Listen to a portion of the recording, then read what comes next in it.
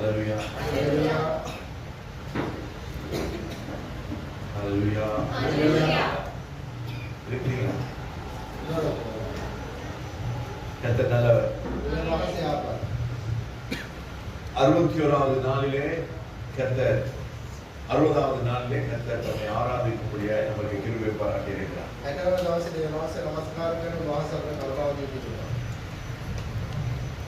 நம்முடைய வாழ்க்கையில கர்த்தர் செய்த நன்மைகள் ஏராளம். ஆனால் அதை நினைக்காத நாம் தான் பரிந்துரைக்கப்பட்ட ஜனங்கள். ஏனென்றால் ஆண்டவர் நம்முடைய வாழ்க்கையில் அவ்வளவு நன்மைகளை செய்துள்ளார். இந்த தேசத்தில் அநேக விதமான காரியங்கள் நடந்து கொண்டிருக்க நமக்கு தெரிய மாட்டேன். ஏன் என்று தெரியுமா? யாருக்காவது சொல்ல முடியுமா ஏன் நமக்கு எதுவுமே தெரியல?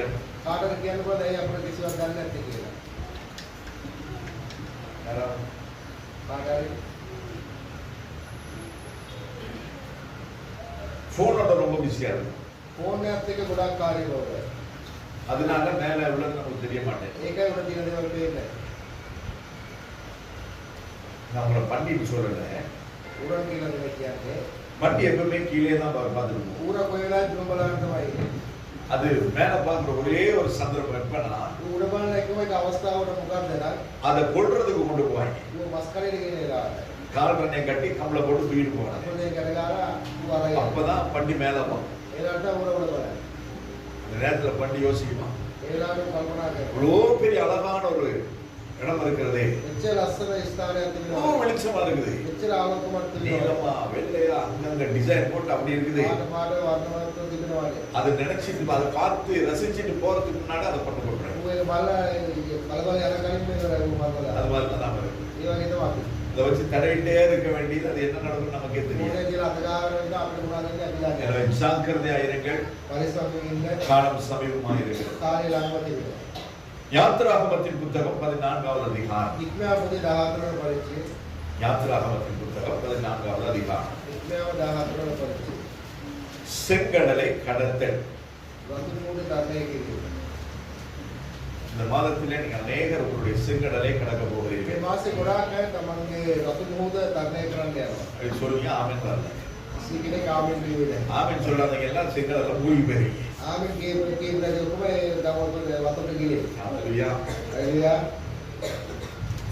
இஸ்ரவேல் ஜனங்கள் ஆண்டவரை நோக்கி அபயப்படுகிறார்கள்.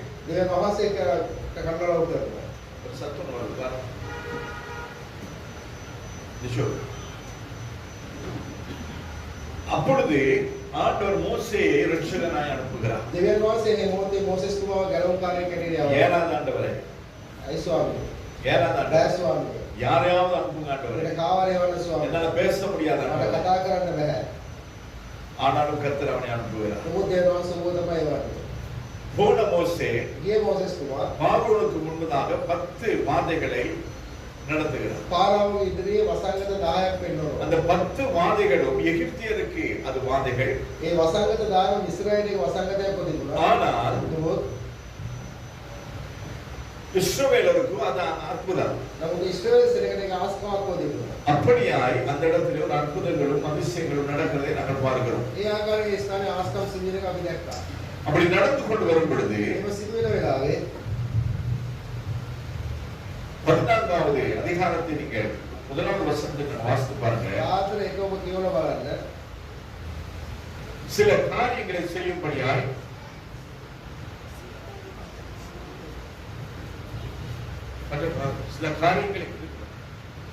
சில காரியங்களை செய்யும்படியாக தேவன் மோசேக்கு கட்டளை கொடுக்கிறார். மோசே ஜனங்களுக்கு கட்டளை கொடுக்கிறார். அது என்னவாய் இருக்கிறது? செங்கடலை கடந்து போக வேண்டும். அப்பொழுது பார்வோன் அவர்களுக்கு எதிர்த்து நிற்கிறான், எதிர்த்து வருகிறான். நான்காவது வசனத்தை நாங்கள் வாசிக்கும் பொழுது இந்த நான்காவது வசனத்தை நாங்கள் பார்க்கிறோம்.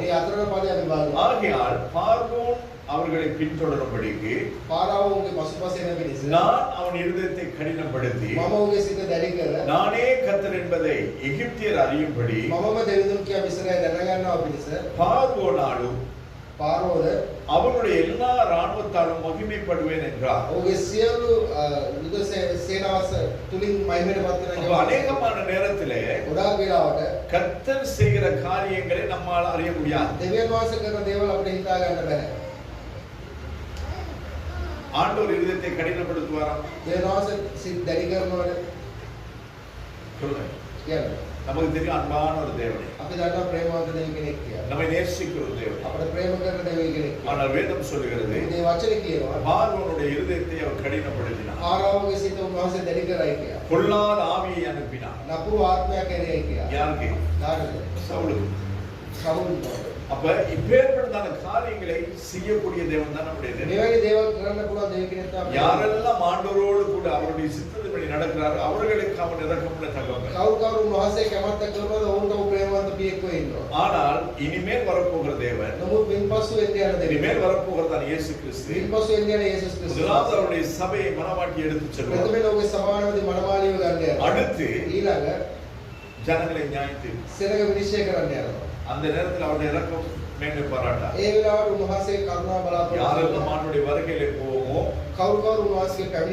பரலோகத்தில் இருக்க வாய்ப்பு. மற்றவர்கள் இரத்த சாட்சிகளாய் மரித்தால் மட்டுமே பரலோகத்துக்கு போகும்.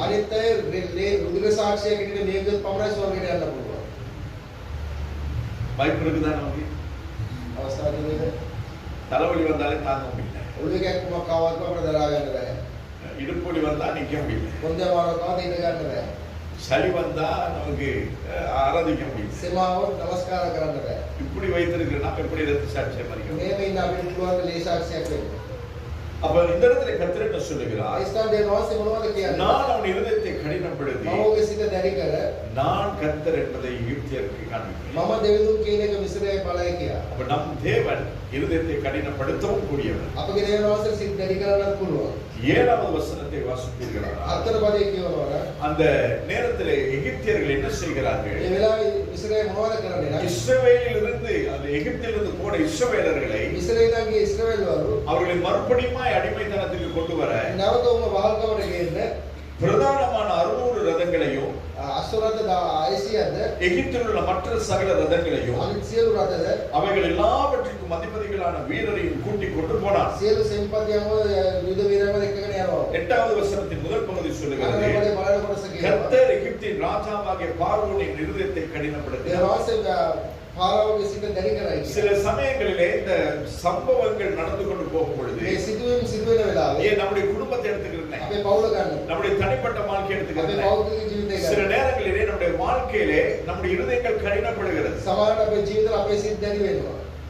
நமக்கு தெரியாது, நாம நினைக்கிறோம் நாம எல்லாம் சரியா தான் செய்துட்டு இருக்கிறோம், எல்லாம் நல்லபடியா தான் போயிட்டு இருக்கு அப்படி என்று நாங்கள் நினைப்போம். ஆனால் அது அப்படி அல்ல. தேவன் பார்வோனுடைய இருதயத்தை கடினப்படுத்தினது போல நம்முடைய இருதயமும் கடினமாய் மாறுகிறது. உங்களுக்கு ஆதி முதல் கொண்டு உங்களுக்கு சம்பவம் தெரியும். ஆண்டவர் ஏதேன் தோட்டத்தில் 2 மரங்களை வைத்து, இது நன்மை தீமை அறிகிற மரம், இது ஜீவ விருட்சத்துக்கு போகிற மரம், இந்த நன்மை தீமை அறிகிற மரத்தின் கனியை புசிப்பீர்கள், மறிக்கவே மறுப்பீர்கள். இந்த ஜீவ விருட்சத்தின் கனியை புசிப்பீர்கள், உங்களுக்கு நித்திய ஜீவன் உண்டாயிருக்கும். மனுஷன் எதை தெரிந்து கொண்டான்? நன்மை தீமை அறிகிறது. அவனுக்கு நித்திய ஜீவன் தேவை. என்னதான் இருக்கு பாப்போமே. ஒரு விசை, ஒரு ராஜா ஒரு சின்ன பெட்டிய ஒரு நம்பத்தக்க ஒரு மனுஷனிடத்திலே கொடுத்து விட்டு அவர் அந்த தேசத்தை விட்டு வேவு பார்க்கிறதுக்காக தேசத்துக்குள்ளாக மார்வேஷத்தோடு அவர் போயிட்டார். போனவர் எப்ப வருவார்னா அவருக்கும் தெரியாது, விட்டுட்டு போனவனுக்கும் தெரியாது. ஆனா ராஜா போகும்போது சொல்லிட்டு போன காரியம், நீ என் பள்ளி அறையில கூட படுக்கலாம், ஏன்னா ராணி வந்து ராஜா இல்லாதனால மாளிகையில தங்கல அவங்க வந்து வேற இடத்துல அப்ப நீ அரண்மனையில எல்லா இடத்துக்கும் நீ போகலாம் அது உனக்கு அதிகாரம் ஏன்னா நீ தான் இப்ப இதுக்கு கேட்டேக்கர் ஆனா இந்த சின்ன பெட்டி நமக்கு தந்துட்டு போற பெட்டி இந்த பெட்டியை மட்டும் நீ திறக்கணும் சரியா கொடுத்துட்டு போயிட்டாரு ராஜா போய் ஒரு நாள் ஆச்சு ஒரு வாரம் ஆச்சு 10 நாள் ஆச்சு 20 நாள் ஆச்சு ஒரு மாசம் கடந்துருச்சு போனவனுக்கு ஒரு பிரச்சனையுமே இல்லை மாளிகையில படுக்கிறான் ஏற்படுறான் சாப்பிட்றான் அந்த அன்றாட காரியங்கள் நடந்து கொண்டிருக்கிறது ஆனா எப்போ ஒவ்வொரு நாள் அவனுடைய கண்களிலே உறுத்துகிற ஒரே ஒரு காரியம் இந்த சின்ன பெட்டி மட்டும் பெரிய மாளிகையை கொடுத்த மனுஷன் இந்த சின்ன பெட்டி மட்டும் ஏன் திறக்க கூடாது அப்படின்ற ஒரு சிங்களத்தில் சொல்லுவாங்கல்ல பிரேலிக்காம ஒரு அது அவருக்கு ஒரு பெரிய குழப்பம் ஏன் மனுஷன் இப்படி சொல்லிட்டு மாளிகை கொடுத்துட்டான் தேசத்தை பார்த்துக்கன்னு சொல்லி இந்த பெட்டியை மட்டும் ஏன் சரி என்னன்னா பார்த்துட்டு முடியலாம் அப்படின்னு சொல்லி தீர்மானித்து மெதுவா போயிட்டு ராஜா சொன்னதுக்கு நாங்க கீழ்ப்படியாம போக போறோம் கிருபை எனக்கு உண்டாகட்டும் நாமளும் அப்படிதானே சில நேரங்கள்ல நாம ஜெபிக்கிறது அவர் எல்லாரும் சொல்லிட்டு போயிட்டு அந்த சின்ன பெட்டியை என்ன நடந்தது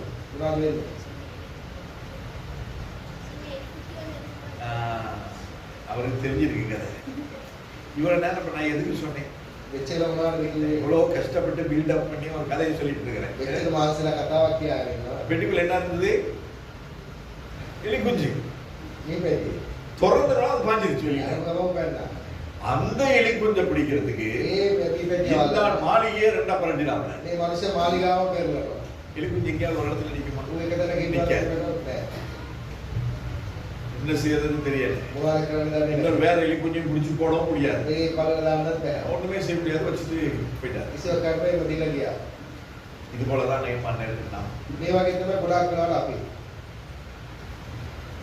அந்த கொடுத்துட்டு போனதற்கு காரணம் என்ன ராஜாவுடைய வார்த்தைக்கு அவன் கீழ்ப்படுகிறானா இல்லையா என்று பார்க்கிறது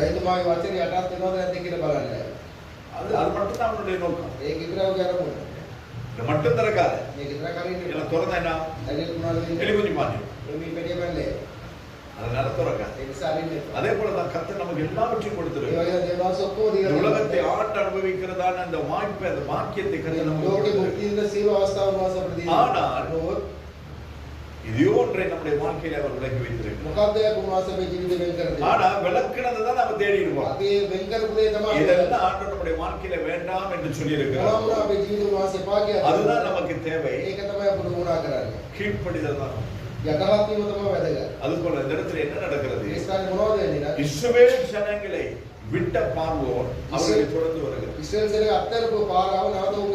அப்படி வரும் பொழுது ஆண்டவர் என்ன செய்கிறார் அவருடைய இதயத்தை கடினப்படுத்துகிறார் நம்முடைய வாழ்க்கையிலும் கர்த்தர் அப்படி செய்து நம்மை சோதித்து பார்க்கிறது கர்த்தர் நமக்கு சோதனை ஏற்படுத்துகிறது நம்மை தோற்று போக வேண்டும் என்று அல்ல அந்த சூழ்நிலையிலே நாங்கள் ஜெயம் பெற வேண்டும் என்பது என்னுடைய வாழ்க்கையில் கர்த்தர் நேர காரியங்கள் நம்முடைய வாழ்க்கையில் அனுமதித்திருக்கிறார்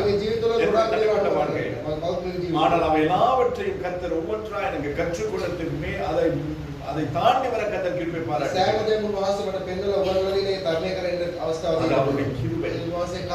அப்ப இந்த அவன் என்ன செய்கிறான் இப்படி இதெல்லாம் நடந்து கொண்டு போகும் பொழுது ஜனங்கள் அந்த இஸ்ரவேல் அந்த எகிப்தியர்கள் அவர்களை பின்தொடர்ந்து வருகிறதை பார்க்கிறார்கள் 600 ரதங்கள் அது இல்லாதபடி ஏனைய ரதங்கள் அதெல்லாம் போய் குதிரை மெதுவா நடந்து வருமா குதிரை ஓடி வரும் பொழுது புழுதி கிளம்பும் புழுதி அப்ப அந்த புழுதி எல்லாம் பார்த்துட்டு இஸ்ரவேல் ஜனங்கள் பயந்தாங்க දුවිල්ලෙන් එක දැකලා ඉස්රායල් සේනාව ඔක්කොම බය වෙනවා.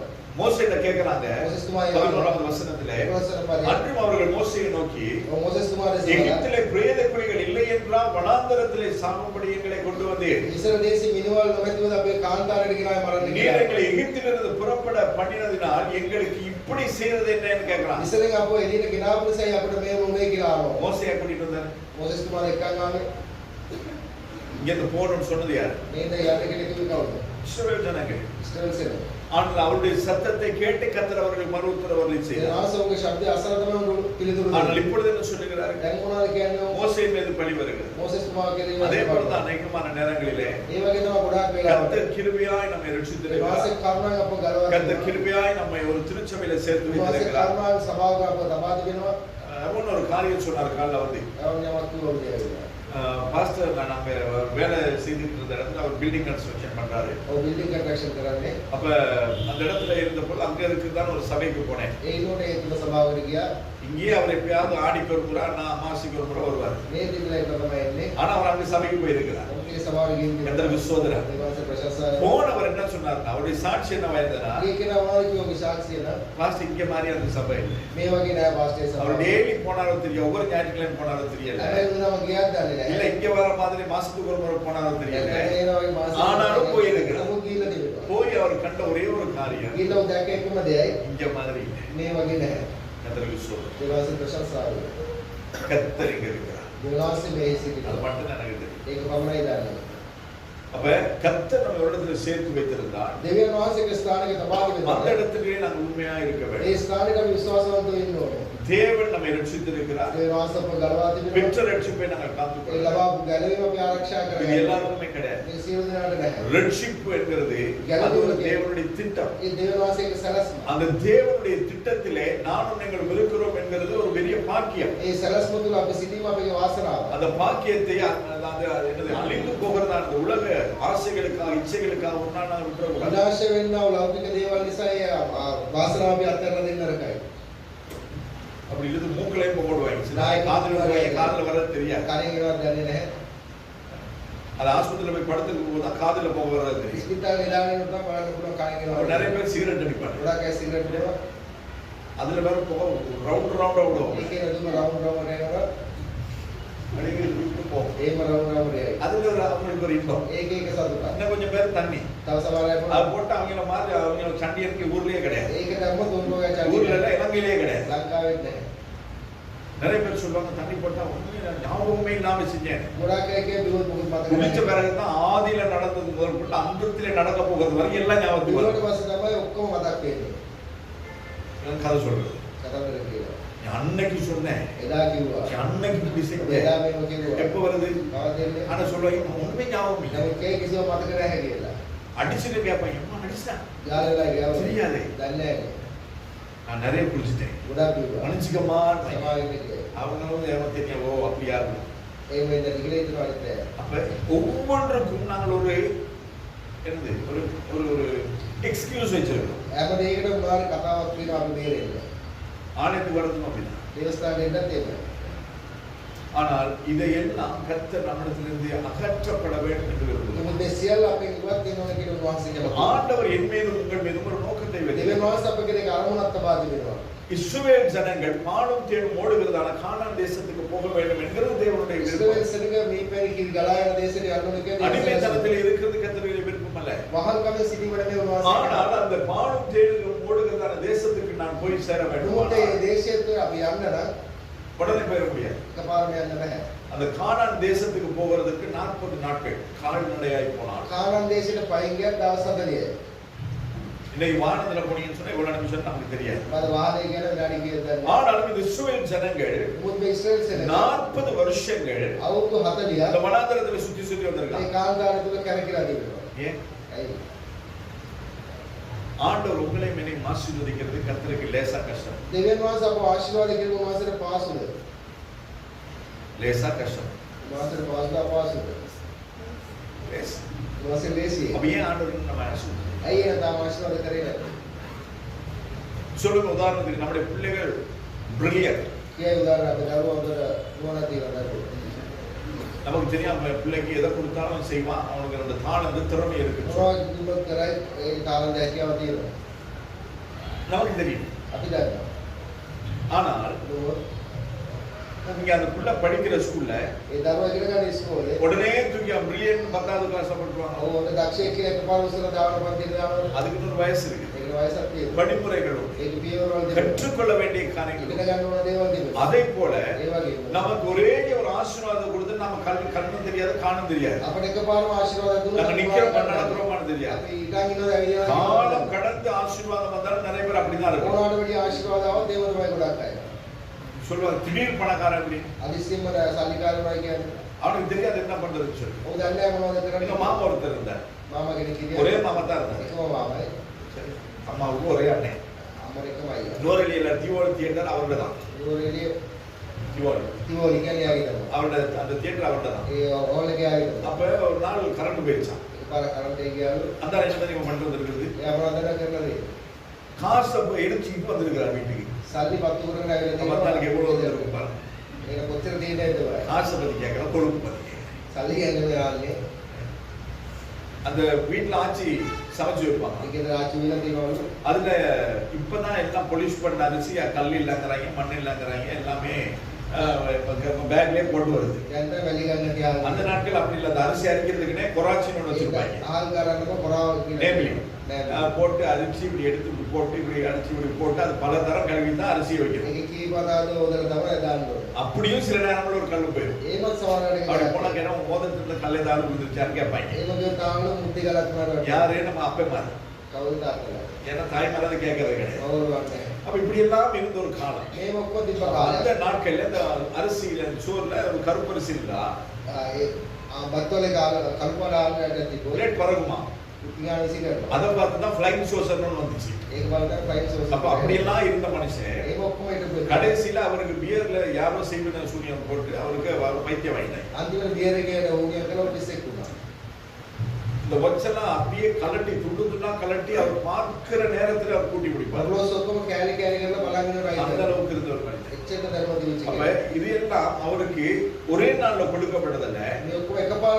அவர் முயற்சித்து சம்பாதித்து சேர்த்தது. அப்ப இப்பேற்பட்ட ஒரு மனுஷனே என்ன செய்யறாரு? அந்த பணத்தை எப்படி செலவு பண்றதுன்னு அவருக்கு தெரியாது. திடீர்னு பணக்காரனாக என்ன ஆகும்? என்ன செய்வோம் நமக்கே தெரியாது.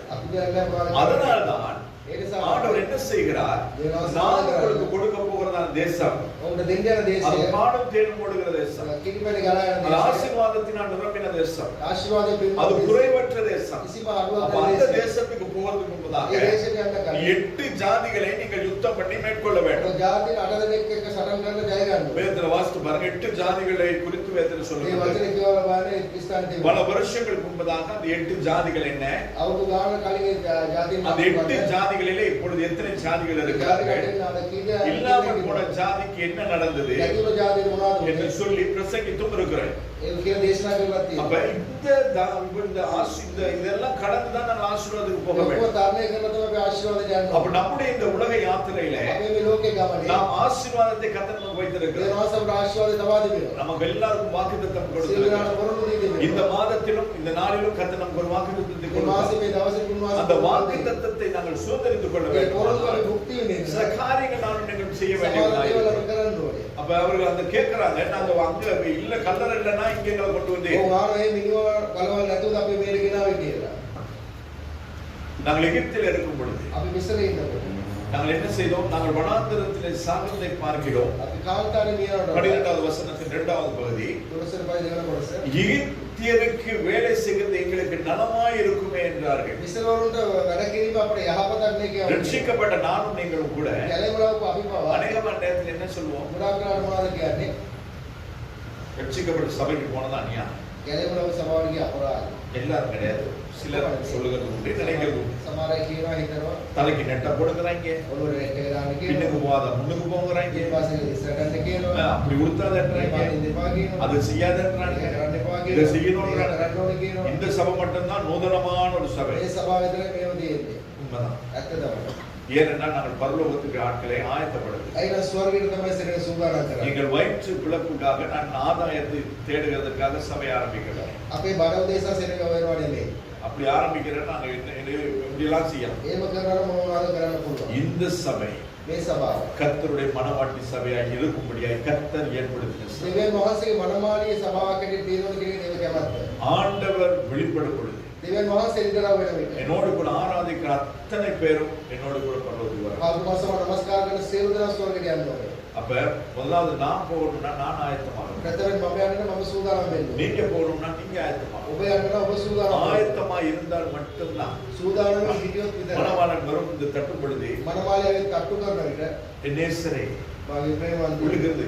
ඇතුළේද நான் கால்களை கழுவி விட்டேன். මම දෙපායේ ඉන්නවා. ட்ரெஸ்ஸை மாத்திட்டேன். ඇඳුම් මාරු இனிமேல் வந்து திறக்க முடியாது. දැන් ආරෙන්න බෑ. அப்படின்னா அவர் அடுத்த வீட்டுக்கு போய் ඒ ගොඩ වලක් විදිහට. இது உன்னத பாட்டுல இருக்கு. මේක තියෙනවා. මේ වචනේ තුල තියෙනවා. என் பிரியமே මාගේ ප්‍රේමවන්ත என் ரூபவதியே මාගේ நான் மழையினால் நனைகிறேன். මම වැස්සෙන් දෙවෙනවා. பனியினால் குளிர்ந்து இருக்கிறேன். ඉන්නේ සීතල වෙනවා. கதவு திறக்கணும் அப்படி கேட்கல. දොර අරින්න කියලා කියනවා. எங்க அம்மா ஹீட்டரை போட்டு படுத்துட்டாங்க. අම්මා හිතේ දාලා நைட் ட்ரெஸ் போட்டு படுத்துட்டாங்க. නයිට් ඩ්‍රෙස් එක දාලා நைட் ட்ரெஸ் போட்டிருந்தா என்ன නයිට් ඩ්‍රෙස් එක தட்டுறது மணவாளன். තට්ටු ගන්න அவன் මම கள்ள புருஷன் கிடையாது. වර්ගිනිය නෙමෙයි. தைரியமா வந்து திறக்கும். ඉදිරියට වෙලා අරින්න පුළුවන්. ஏன் வந்து திறக்க முடியல? ඇයි අරින්න බැහැ? உள்ளுக்கு எவ்வளவு இருக்கிறான். අතුලේ මොකද ඉන්නවා. நமக்கு ஏதோ ஒரு தப்பு இருக்குது. අපේ මොකද්ද වැරද්ද? அதனால நாம எக்ஸ்கியூஸ் சொல்லிட்டு இருக்கோம். ඒ නිසා අපි එක්ස්කියුස් කියන්නේ කතන්දර කියනවා. மணவாளனுக்கு என்னிடத்துல பரிபூர்ண உரிமை உண்டு. මනමාලයට අප කියන්නේ සම්පූර්ණ බලය වගේ. மாஸ்டருக்கு உரிமை கிடையாது. පාස්ටර් නෙමෙයි. வேற யாருக்கும் உரிமை கிடையாது. කිසි කෙනෙකුට ஆனா மணவாளனுக்கு உரிமை உண்டு. මනමාලයට කිසිව அப்ப நம்ம අයිති இப்ப அவர் வந்தாலும் திறக்க ஆயத்தமாயிருக்கோம். ඔයලාට විරුද්ධව ඉන්නවා. எக்ஸ்கியூஸ் சொல்ல முடியாது. කතන්දර කියන්න බෑ. அப்ப அவர்கள் என்ன சொல்லுகிறார்கள்? මොනවද කියන්නේ නම් அங்க வேலை செய்யறது நமக்கு நல்லா இருக்கும். ඒ වැඩ කරොත් අපිට හොඳයි කියලා කියනවා. கேட்டது நாம, ඉල්ලුවේ අපි ரட்சிக்கப்பட்டது நாம, යැලෙම ලැබුවා. ஞானஸ்தானம் வாங்கினது நாம. බෞද්ධස්ම ගත්තා අපි. அப்ப அதெல்லாம் வாங்கினா ඒ ඔක්කොම අරගෙන அதுபடி செய்யும். ඒ අනුව කරන්න ඕනේ. எத்தனை பேர் ஞானஸ்தானம் எடுத்து ඉතින් බෞද්ධස්ම කරන්නේ. எடுத்துட்டா இல்லையா எத்தனை பேர் சந்தேகம் வரும். යන්තර රැකේට ගන්න සමානයි. கை கொஞ்சம் நல்லா தூக்கலாம். ඉතින් අතෝස්ස. எடுத்துட்டீங்களா ஞானஸ்தானம்? බෞද්ධස්ම ගත්තද? ஞானஸ்தானம் எடுத்த அத்தனை பேரும் බෞද්ධස්ම ගත්තු සියලු දෙනා நீங்கள் உங்களுடையவர்கள் அல்ல. ඔබ ඔබේ අය ඔබට යුතු නැහැ. අයිති නැහැ ඔබ. நான் මම எனக்கு சொந்தமானவன் அல்ல. මට අයිති කෙනෙක් නෙමෙයි. நான் මම என் ஆண்டவராகிய இயேசு கிறிஸ்துவுக்கு சொந்தமானவன். මගේ දෙවියන් යේසුස් ක්‍රිස්තුස් වහන්සේ ஏனென்றால் அவர் என்னை தன்னுடைய ரத்தத்தை கொடுத்து வாங்கியிருக்கிறார். වහන්සේ රුධිරේ මිලාකෙට දීලා அப்ப நான் என் இஷ்டத்துக்கு வாழ முடியாது. මගේ කැමැත්තට ජීවත් என் இஷ்டத்துக்கு பேச முடியாது. මගේ කැමැත්තට என் இஷ்டத்துக்கு போக முடியாது. මගේ என் කැමැත්තට இஷ்டத்துக்கு வர முடியாது. என் இஷ்டத்துக்கு ட்ரெஸ் பண்ண முடியாது. என் இஷ்டத்துக்கு அலங்காரம் பண்ண முடியாது. என் இஷ்டத்துக்கு அலங்காரம் මගේ பண்ண කැමැත්තට අලංකාර කරන්න என் இஷ்டத்துக்கு சாப்பிடவும் මගේ முடியாது. කැමැත්තට කන්නත් බෑ. ஏனென்றால் இது அவருடைய ஆலயம். ඒක උන්වහන්සේගේ මාලිගාවයි. ஆனா நாம் இன்னைக்கு யாராவது அப்படி வாழ்ந்துட்டு இருக்கிறோம். අපි අද ඒක ආකාරයෙන් ජීවත් වෙනවද? நான் என் நேசருடையவர் මගේ ප්‍රේමවන්තයාගේ அப்படி வாழ்ந்துட்டு இருக்கிறோமா? ඒ මොකද ජීවත් වෙනවද? நம்ம இஷ்டத்துக்கு தான் வாழணும். අපේ කැමැත්තට තමයි ජීවත් වෙන්නේ. உலகத்துக்கு ஏற்ற பிரகாரமாய் வாழணும். ලෝකෙට යුතුව உலகத்தோடு ஒரு ஒத்த வாழ்க்கை வாழணும். ලෝකයා සමානව ජීවත් වෙනවා. 13வது வசனத்தில் பார்க்கிறோம். ஆண்டவர் மோசே சொல்லுகிறார். දේවාස මෝසෙස් තුමාට அவ்வளோ தான் பொழுதும் මෙච්චර වෙනකොට மோசே சொல்லுகிறார். මෝසෙස් තුමා කියනවා மோசே ஜனங்களை நோக்கி பயப்படாதீர்கள். මෝසෙස් තුමා සෙනඟ කියලා நீங்கள் බලලා நின்று கொண்டு ඔබලා සිට இன்றைக்கு கர்த்தர் உங்களுக்கு செய்யும் ரட்சிப்பை பாருங்கள். වාසයට කරන ගැලවීම බලන්න කියලා. இன்று நீங்கள் காண்கிற எகிப்தியரை நீ என்றுமே காண අද දකින්න மாட்டீர்கள். මිසනවරුන් මින්පසු දකින්න නැහැ කියලා ඕකේ. அப்ப அந்த நேரத்தில் உங்களை ஆறுதல்படுத்த தைரியப்படுத்த தான் சபை இருக்கிறது. ඒ වෙලාවට ඔබ සනස්සන්න ඔබ ශක්තිමත් කරන්න තමයි සභාව அப்ப දෙන්නේ. சபை கூடுதலை விட்டுவிடும் பொழுது සභාව රැස්වීම අත්හරින சபை වෙලාවට கூடுதலை நாங்கள் மறுதலிக்கும் பொழுது සභාව රැඳීම අපි சபை අසවස් கூடுதலை நீங்கள் உதாசீனப்படுத்தும் සභාව பொழுது රැස්වීම ඔබ සුළු කරනවා. அந்த நாளின் ஆசீர்வாதத்தை நீங்கள் இழந்து ඒ போகிறீர்கள். දවසේ කිව්ව ආශිර්වාද ඔබට ආයෙ වෙනවා. உங்க வீட்டுல சாப்பிடுற சாப்பாடு டேஸ்டா இருக்குமா? ඔබේ ගෙදර කන කෑමේ රසට තියෙද? மாத்திரை கடையில சாப்பிடுறது டேஸ்டா இருக்கும். මාතර කඩේ කණේ රසයි. ஷான்ல சாப்பிடுறது டேஸ்டா இருக்கும். දැන් මේ කණේ කරේ. ஃபேமிலி செஃப்ல சாப்பிடுறது டேஸ்டா ෆැමිලි චෙප් එකේ කණේ රසයි. எது நல்லா இருக்கும்? කොහොමද? சொல்லிட்டா பகல் சாப்பாடு கிடைக்காது. ඉවර දවස් ගන්න නැහැ. அதனால வீட்டுல கொடுக்குற பருப்பு தான் நல்லதுன்னு ඒ சொல்றது. නිසා ගෙදර දෙන පරිප්පු තමයි හොඳයි කියන්නේ. எவ்வளவு தான் சொன்னாலும் කොච්චර කිව්වත් வீட்டுல சம்பளம் சோறு சாப்பிட்டாலும் அதுதான் சுகமான. ගෙදර පොල් සම්බෝලයි පදේ அதுதான் சுவையா. ඒක තමයි සුවය. நீங்க போய் எங்க நான் சமுத்திராவிலே சாப்பிட்டாலும் ඔබ තාත්විකව කෑවත් ඇති. குசினி பக்கம் போனீங்கன்னா சாப்பிடுவேன். කුස්සිය පැත්තට ගියොත් කන්නේ ஏன்னா அந்த அளவுக்கு நல்லா இருக்கும். ඒ තරමට හොඳයි. ஏன்னா அந்த மாதிரி பெரிய ஹோட்டல்லே நான் வேலை செய்துதான் வந்திருக்கேன். එච්චර ලොකු හොටෙල් වල වැඩ அங்க போனாலும் பின்னுக்கு வழுக்க தான் செய்யும். ඒ ගියත් පිටපස්සේ ஆனா நம்ம வீட்டுல வழுக்க. ගෙදරදී ඉස්සන්නේ නැහැ. நம்ம வீட்டுல வலுவழுப்பாவும் இருக்காது. ගෙදර යකර ඉස්සන්නේ නැහැ. இருக்கிறதை நாங்கள் நேர்த்தியாவே இருக்கோம். කියන දේ අපි அதே போல தேவ சபையிலே கர்த்தர் நமக்கு வைத்திருக்கிற ஆசீர்வாதங்களை பெற்றுக்கொள்ள දේව வேண்டுமானால் සභාවට අතපා දුන්න ආශිර්වාද ලබා ගන්න. தேவ சபைக்கு நான் வர வேண்டியவர்களாக இருக்கிறோம். දේව සභාවට එන්න ඕනේ. இது தேவனுடைய வீடு. මේ දෙවියන් වහන්සේගේ அப்ப මාලිගාව. இந்த மாதத்தின் ஆண்டவர் எனக்கும் உங்களுக்கு தருகிற வாக்குத்தத்தம் මේ என்ன? මාසෙ ඔබට මට දෙන්න පොරොන්දු වෙනවා. கர்த்தர் உங்களுக்காக யுத்தம் பண்ணுவார். දෙවියන් වහන්සේ ඔබ දෙසා සටන් කරයි. நீங்க என்ன செய்வீங்க? ඔබ මොනවද කරන්නේ? என்னைக்காவது அப்படி இருக்க முடியுமா உங்களுக்கு? කවදාද ඔබට ඉන්න පුළුවන්ද? இருக்க முடியுமா? ඉන්න පුළුවන්ද? குரங்குட கையும் சரங்கு வந்தவண்ட கையும் சும்மா இருக்காது. වතුරේ හතයි ඔලිය ඇදිච්ච එකගේ හතයි නිකන් තියෙන්නේ නැහැ. குரங்கு என்னைக்காவது சும்மா கை வச்சிருக்க වතුර කවදා දවසේ නිකන් அது அதுக்குதான் சொல்லலனா பக்கத்துல நிறைய பேர் பாரு. උට කසල් දෙන ළඟින් කාණේ කසයි. நமக்கு ஒரு பிரச்சனை இல்ல. අපිට කිසි ප්‍රශ්නයක් නැහැ. பக்கத்துல உள்ளவங்க ළඟින් එක්ක බලාගෙන ඉන්නවා. அதே மாதிரி தான் சரங்கு வரணும். சரங்குன்றது முன்ன சொல்லுவாங்க கசகசா அப்படி. ඉස්සර කියන කසකසා කියන්නේ.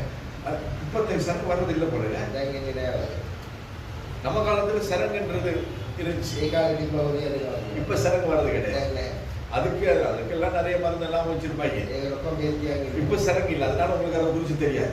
ஏன்னா உடம்பு ஒரு இடத்துல புண்ணு வந்துச்சுன்னா அப்படியே எல்லா இடத்துலயும் வரும். එකතරක තුවාලයක් ගන්න තමයි. அப்ப இது சொரியும். මේක කසනවා. அது சொல்லுவாங்க சொரிச்சு இதுல எவ்வளவு அந்த என்ன சொல்லுவாங்க சரம். அது சலம் பட்டுச்சுன்னா இன்னும் அடுத்த இடத்துல வரும். කසම එපා ඒක සැර අනිතරක ஆனா சொரியும் වැදෙනවා. சொல்லணுமா இருக்கு தெரியுமா? කසනකොට සනීපෝදී. அந்த சொரம் எதுலயுமே வராது. ඒ සනීප කිසි சரங்கு வந்தாதான் தெரியும். ඔලිය ආවත් තමයි දැනෙන්නේ. அதுக்குன்னு சொல்லி சரங்கு வரக்கூடாது. ඒ නිසා ඔලිය அப்ப இதெல்லாம் சரங்கு வந்தவங்களுக்கு தான் தெரியும். ඔලිය ඇදිච්ච එක உங்களுக்கு வந்திருக்க ஏன் சரங்கு? அவருக்கு தெரியும். உங்களுக்கு வந்திருக்க தெரியாது. அப்ப சரங்கு வந்து சொரியிற சும்மா அது தண்ணி சொரம். ඔලිය ඇදිච්ච එක තමයි දන්නේ සනීප. அப்ப அதே போல ஆண்டவர் சொல்லுகிறார். ඒ වගේම දේවදාස කියන්නේ இது சும்மா இருக்கு. ඒගොල්ලෝ நான் உங்களுக்கு யுத்தம் பண்ணுவேன். මම නුඹලා ஆனா நமக்கு அதுக்கு பழக்கம் கிடையாது. නමුත් අපට පුරුද්දක් නැහැ. உடனே நாம என்ன பண்றது? අපි මොනවද කරන්නේ? நாம மல்லுக்கு நிக்கிறது. අපි ගිහිල්ලා පොරවදිනවා. எப்படி பேசினா திரும்ப போய்க்க. இப்போ என்ன செய்ய போற? ඔබ ගිහිල්ලා මොනවද කරන්නේ?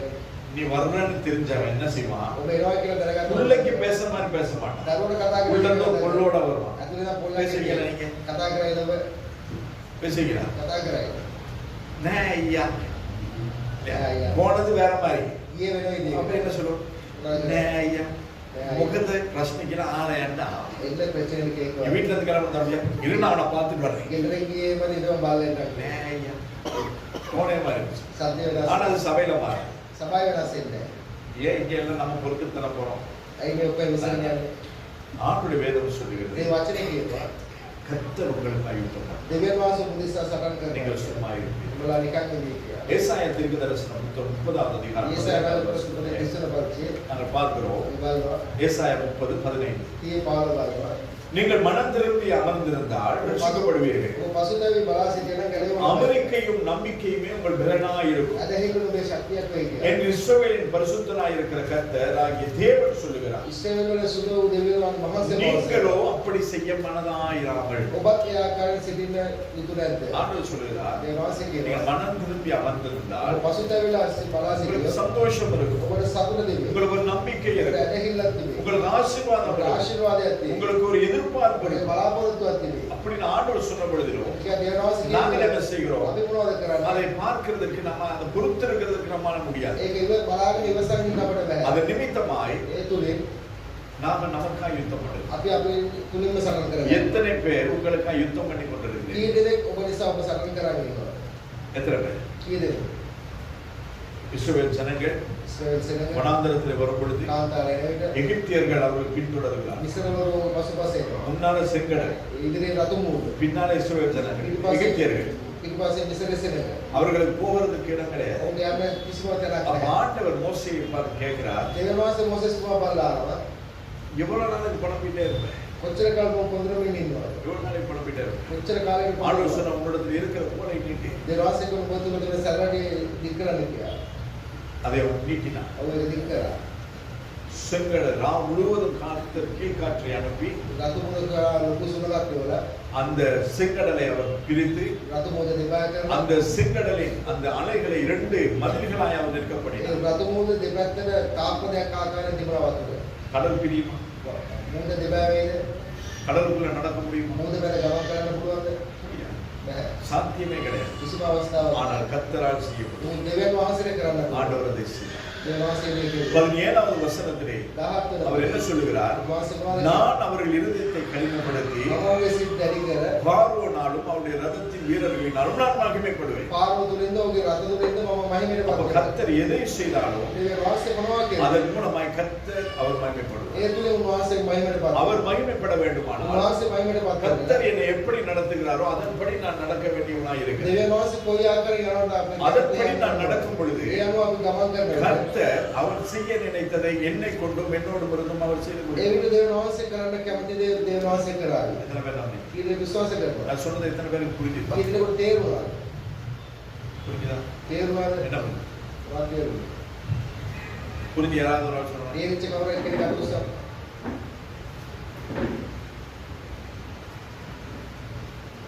புரிஞ்சுதா?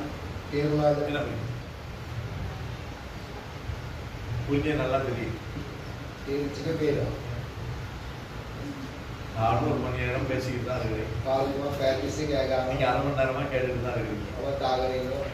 நான் எது போச்சு எது போகலன்னு எனக்கே தெரியல. මොකද්ද ගියේ මොකද්ද ආයෙ ஆனா කරන්නේ? எழுதி வச்சது அவ்வளவு பேசாம நான் உங்களை விட போறது கிடையாது. නමුත් දීලා තිබ්බ ඔක්කොම කතා කරන්න Hallelujah. හalleluya. எங்க? ඔව්. ஹalleluya. நீங்க அல்லவே சொன்னாலும் சொல்லாட்டி நான் பிரசாதத்தை முடிச்சுட்டு போய். ඔබ හalleluya කිව්වට නේද දේශනා ඉවර කරලා තමයි යන්නේ. அப்பொழுது ஆண்டவர் என்ன செய்கிறார்? දේවාසයට මොනවද කරන්නේ නේ?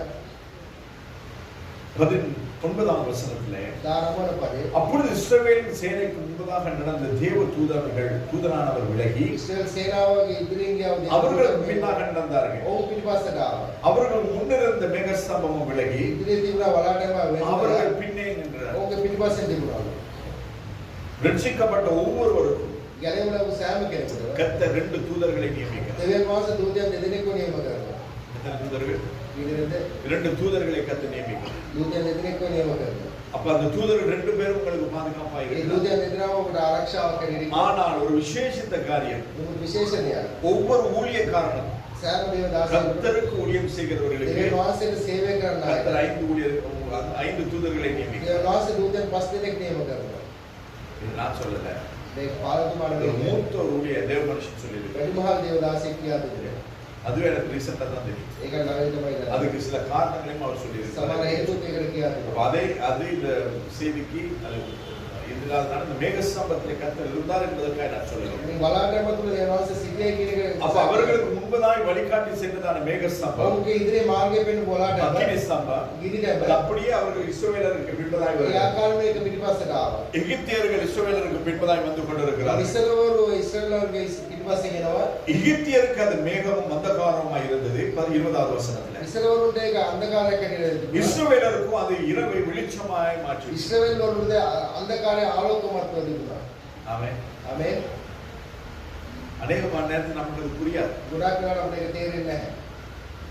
ஆனால் கர்த்தர் நமக்காக யுத்தம் பண்ணும் பொழுது මොකද දෙවියන් වහන්සේ අපෝ දෙසා සටන් කරන அது විට அப்படிதான். ඒක ඒම තමයි. அது வரைக்கும் நமக்கு முன்பதாய் சென்ற கர்த்தர், ඊට කලින් අපේ ඉදිරියේ ගිය දෙවියන් වහන්සේ நம்மோடு கூட சென்ற கர்த்தர், අප සමග ගිය දෙවියන් நமக்கென்று ஒரு யுத்தம் வரும் பொழுது අපිට කියා ප්‍රශ්නයක් එන විට அந்த யுத்தம் எந்த பக்கத்திலிருந்து ඒ வருகிறதோ යෝග්‍ය ප්‍රශ්නේ කොයි පැත්තටද அந்த பக்கமாய் அவர் ஷிஃப்ட் ஆகி ඒ පැත්තට උන්වහන්සේ මාරුවා. அவர் நமக்காக யுத்தம் பண்ணுவார். උන්වහන්සේ අපෝ දෙසා සටන් කරනවා. நாம போற இடத்துல நாம் போயிட்டே අපි இருக்கோம். යන ගමන අපේ පාළුවේ යන්න තියෙනවා. அதனால கவலையே கிடையாது. ඒක ගැන දුක් වෙන්න එපා. உங்களுக்கு இருக்கோ இல்லையோ, ඔබට තියෙනවද? ஆனா எனக்கு கவலையே මට கிடையாது. නැහැ.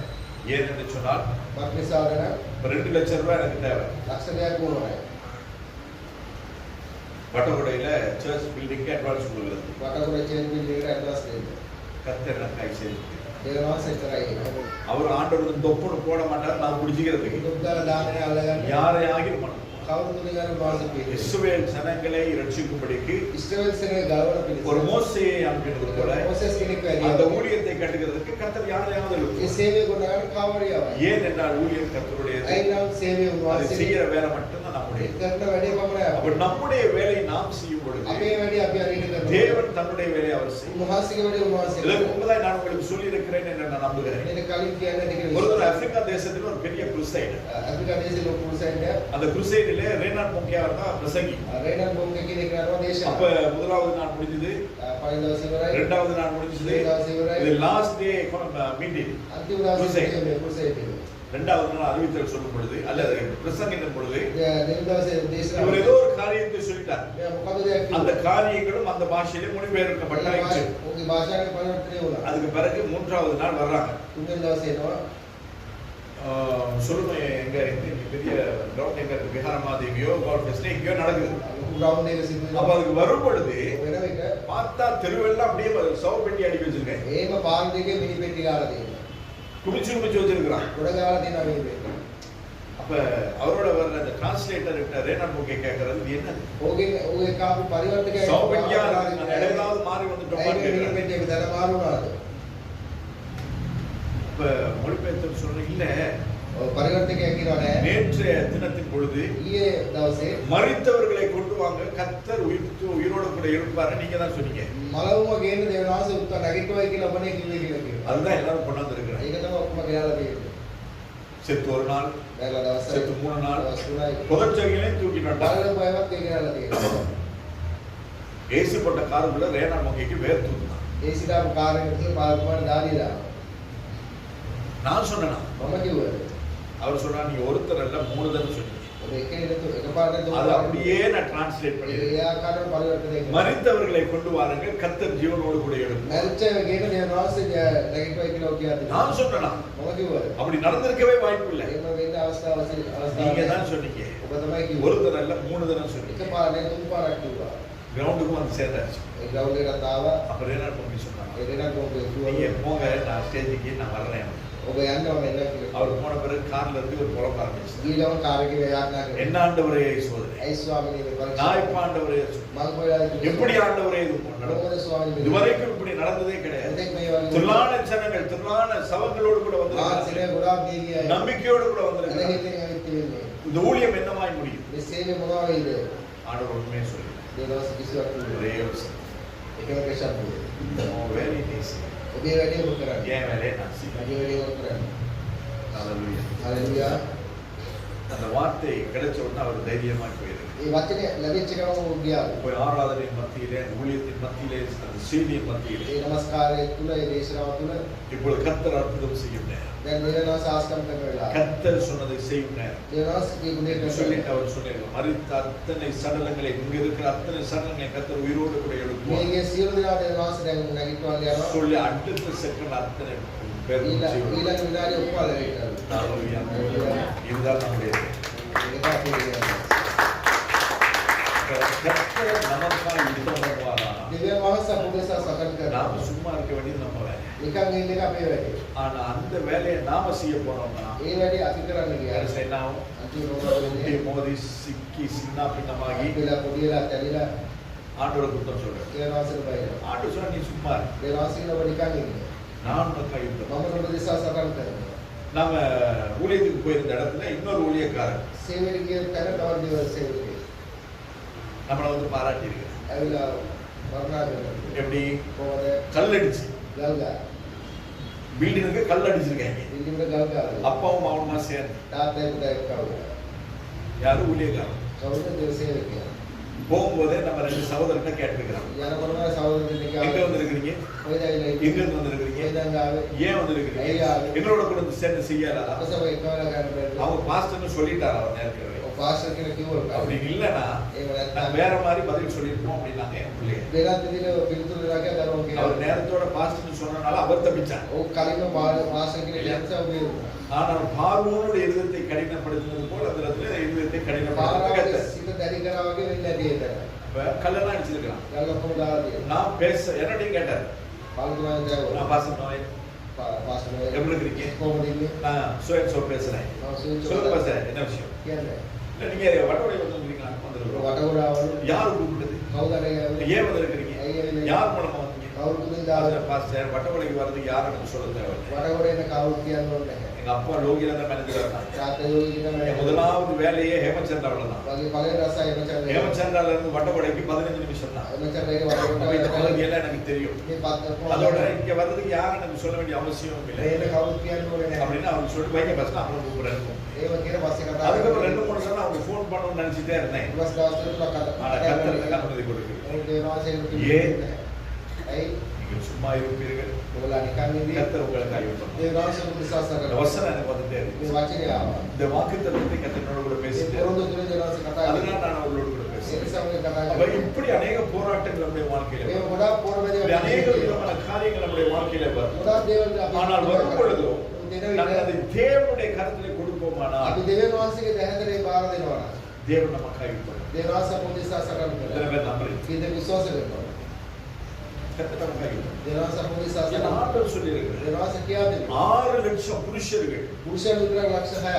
அது போக ඒ යන්නේ திரளான பெண்கள், විශාල பிள்ளைகள், කාන්තාවන් கிட்டத்தட்ட சரித்திர அதாவது ஆசிரியர்கள் சொல்றாங்க கிட்டத்தட்ட 24-30 லட்சம் ஜனங்கள், ඒ ගුරුවරුන්ගේ ලක්ෂ 30 පමණ සෙනඟක්. 30 லட்சம் ஜனங்களுக்காய் கர்த்தர் ஒருவருக்காய் யுத்தம் பண்ண முடியும்னா ලක්ෂ 30ක සෙනඟට දේවාස එක්කෙනෙකුට පමණක් යුද සටන් இந்த இருக்கிற ගන්න. 50-60 பேருக்கு கர்த்தர் யுத்தம் பண்ணுவாரா මේ ඉන්න மாட்டாரா? 50 60 දේවාසයෙන් සටන් ගන්න. உங்களுக்காய் எனக்காய் கர்த்தர் யுத்தம் பண்ணுவாரா අපේ மாட்டாரா? දේශ වමුදසම සටන් කරයිද නැද්ද? பண்ணுவார். කරයි. ஆனா யுத்தத்தை நம்முடைய கருத்தில் எடுக்க ඒක கூடாது. අපේ අතට ගන්න නරකයි. அதுக்கு பின்பதாக நாங்கள் பார்க்கும் பொழுது බලනකොට அந்த இடத்துல ஆண்டவர் அந்த செங்கடலை பிரித்து அதற்கு குலமாய் இஸ்ரவேல் ஜனங்களை அழைத்து போகிறார். ලතු මුල දෙපැත්තකට මැදින් දේවාස இஸ்ரவேல் ஜனங்கள் கரையேறின பின்பதாக ඉස්රායෙල් සෙනඟ එකතු වුණාට පස්සේ அதுக்கு அந்த பின்னுக்கு அந்த ஆண்டவர் அதுக்குள்ள என்ன செய்கிறார்னா இன்னும் அருமையான ஒரு காரியம் දේවාස நடக்குது. තවත් උන දැක්කේ பாருங்க 24வது வசனத்திலே நாங்கள் பார்க்கிறோம். 24 පදයි බලන්න. கிழக்கு வெளுத்து வரும் ஜாமத்தில் ඒ අවශ්‍යම වෙලාවේ என்ன? மாந்தர். අලිම වෙලාවේ கர்த்தர் அக்கினியும் மேகவுமான சம்பத்திலிருந்து දේවාස වලාටපා කිරීටම තුනේ எகிப்தியரின் சேனையை பார்த்து ඉස්සරේ සේනාව දෙස බලා அவர் சேனையை கணங்கடித்து ඔව් සේනාව මුළුල්ලෙන්ම 25வது வசனம் 24 அவர்களுடைய ரதங்களில் இருந்த உருளைகளை கலரவும் ඔවුන්ගේ රථවල තිබුණා ඒ රෝද ගැලවි அவர்கள் தங்கள் ரதங்களை வருத்தத்தோடு நடத்தவும் பண்ணினார். ඒ රථ අමාරුවෙන් ගෙනින අන්තිමට උන්වහන්සේ පත් කරා. ஆண்டவர் என்ன செய்றாரு? දේවාස වාද කරන්නේ. வாட்சி புரியுதா உங்களுக்கு? ஆண்டவர் என்ன செய்றாரு? දේවාස වාද කරන්නේ. வீல்ல காத்த பிடிக்க விட்டுறாரு. ඒ රෝදවල උලන් ගියා. ඒ இப்ப இருக்கிற கார்ல காத்த விட்டுற மாதிரி දැන් දින කාර්වල அந்த උලන් ரதங்களில் இருந்ததான ඒ අශ්වරථවල சக்கரங்களை அவங்க கலண்டு போக ඒ பண்ணுகிறார். රෝද සියල්ල ගැලවියන් அந்த උන්වහන්සේ கலண்டு போன ரதங்களை அவர்கள் செலுத்துறதுக்கு அவர்கள் ඒ கஷ்டப்படுகிறார். ගැලවිලගේ රෝද ඒ රථ පදවන இதெல்லாம் யார் பண்ணது? කාර්දුනේ ஒரு මේවා ரதம் 2 ரதம் கிடையாது. රථ එකක් දෙයක් பிரதான ரதங்கள் 600 රථ 600 இன்னும் ஏனைய ரதங்கள். තවත් නොයෙකුත් රථයක් கர்த்தர் நமக்காக யுத்தம் பண்ணினார். දේවාස පොදිසා සටන් அது කරනවා. எத்தனை பேராயிருக்கட்டும், ඒ කී දෙනෙක් වුණත් அது ඒ யாராயிருக்கட்டும், කවුරුද? கர்த்தர் நமக்காய் அவர் நடுநிற்பார். දේවාස පොදිසා උදව් කරනවා. அவ்வளவுதான். பார்த்துட்டு போயிட்டே இருக்க வேண்டியது. බල්ලා ඇත්ත තමයි කියන්නේ. நேத்து பாஸ்டருக்கு ஃபோன் பண்ணி சொன்னேன். ඒ කෝල් කරලා பாஸ்டர் நீங்க போய் அங்க ஒரு குடும்பத்துக்கான ரட்சிக்கப்பட்டு அவர்களுக்கு ஆராதனை நடத்திட்டு පාස්ටර් බවුලක් කියනවා ගේලා පොඩි නමස්කාරය அந்த පවත්වනවා. இடத்தை நீங்க பார்த்துட்டு வாங்க, நாங்க அதுக்கு அட்வான்ஸ் பண்ணுவோம். ඒ ස්ථානේ බලන්න අපි ඇටවස් එකේ எப்படின்னு தெரியாது, කොහොමද කියලා දන්නේ නැහැ. கர்த்தர் செய்வார். දේවාස කරයි. அதுதான் நம்முடைய நம்பிக்கை. ඒකයි දෙන්නේ.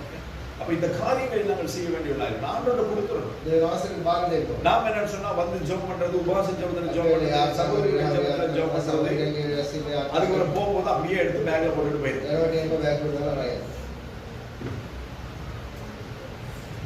அப்புறம் எப்படி கர்த்தர் நமக்காய் வளர்க்கிறார்? 25வது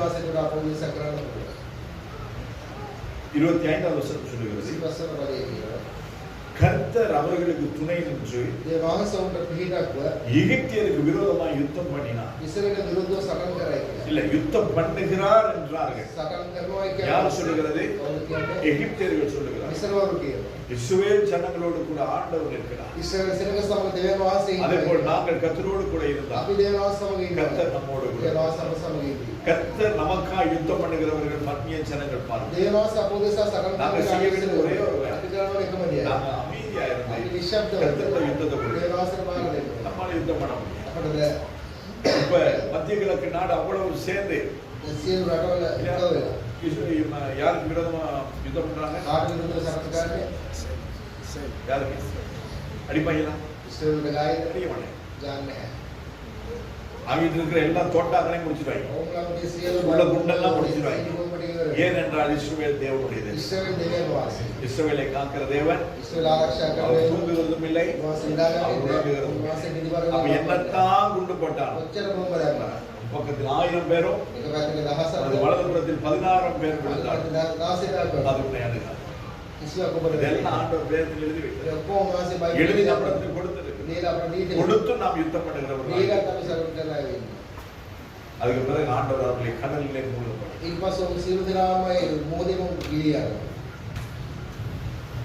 இதை கர்த்தர் நமக்காய் செய்தார். දෙවියන් වහන්සේ මේ අපෝ දෙසා කරනවා. கர்த்தரை நாங்கள் சார்ந்திருப்போமானால் දෙවියන් වහන්සේගේ පැත්තේ கர்த்தரை நாங்கள் முழுமையாக நாங்கள் සම්පූර්ණ நம்பியிருப்போமானால் වහන්සේ විශ්වාස කරනවා නම් கர்த்தர் இதை நமக்கு செய்வார். දෙවියන් වහන්සේ මේ අපෝ දෙසා இந்த කරනවා. மாதத்தில் யுத்தம் உங்களுடையதல்ல, මේ මාසේ යුද්ධය වෙන්නේ யுத்தம் கர்த்தருடைய. දෙවියන් වහන්සේ.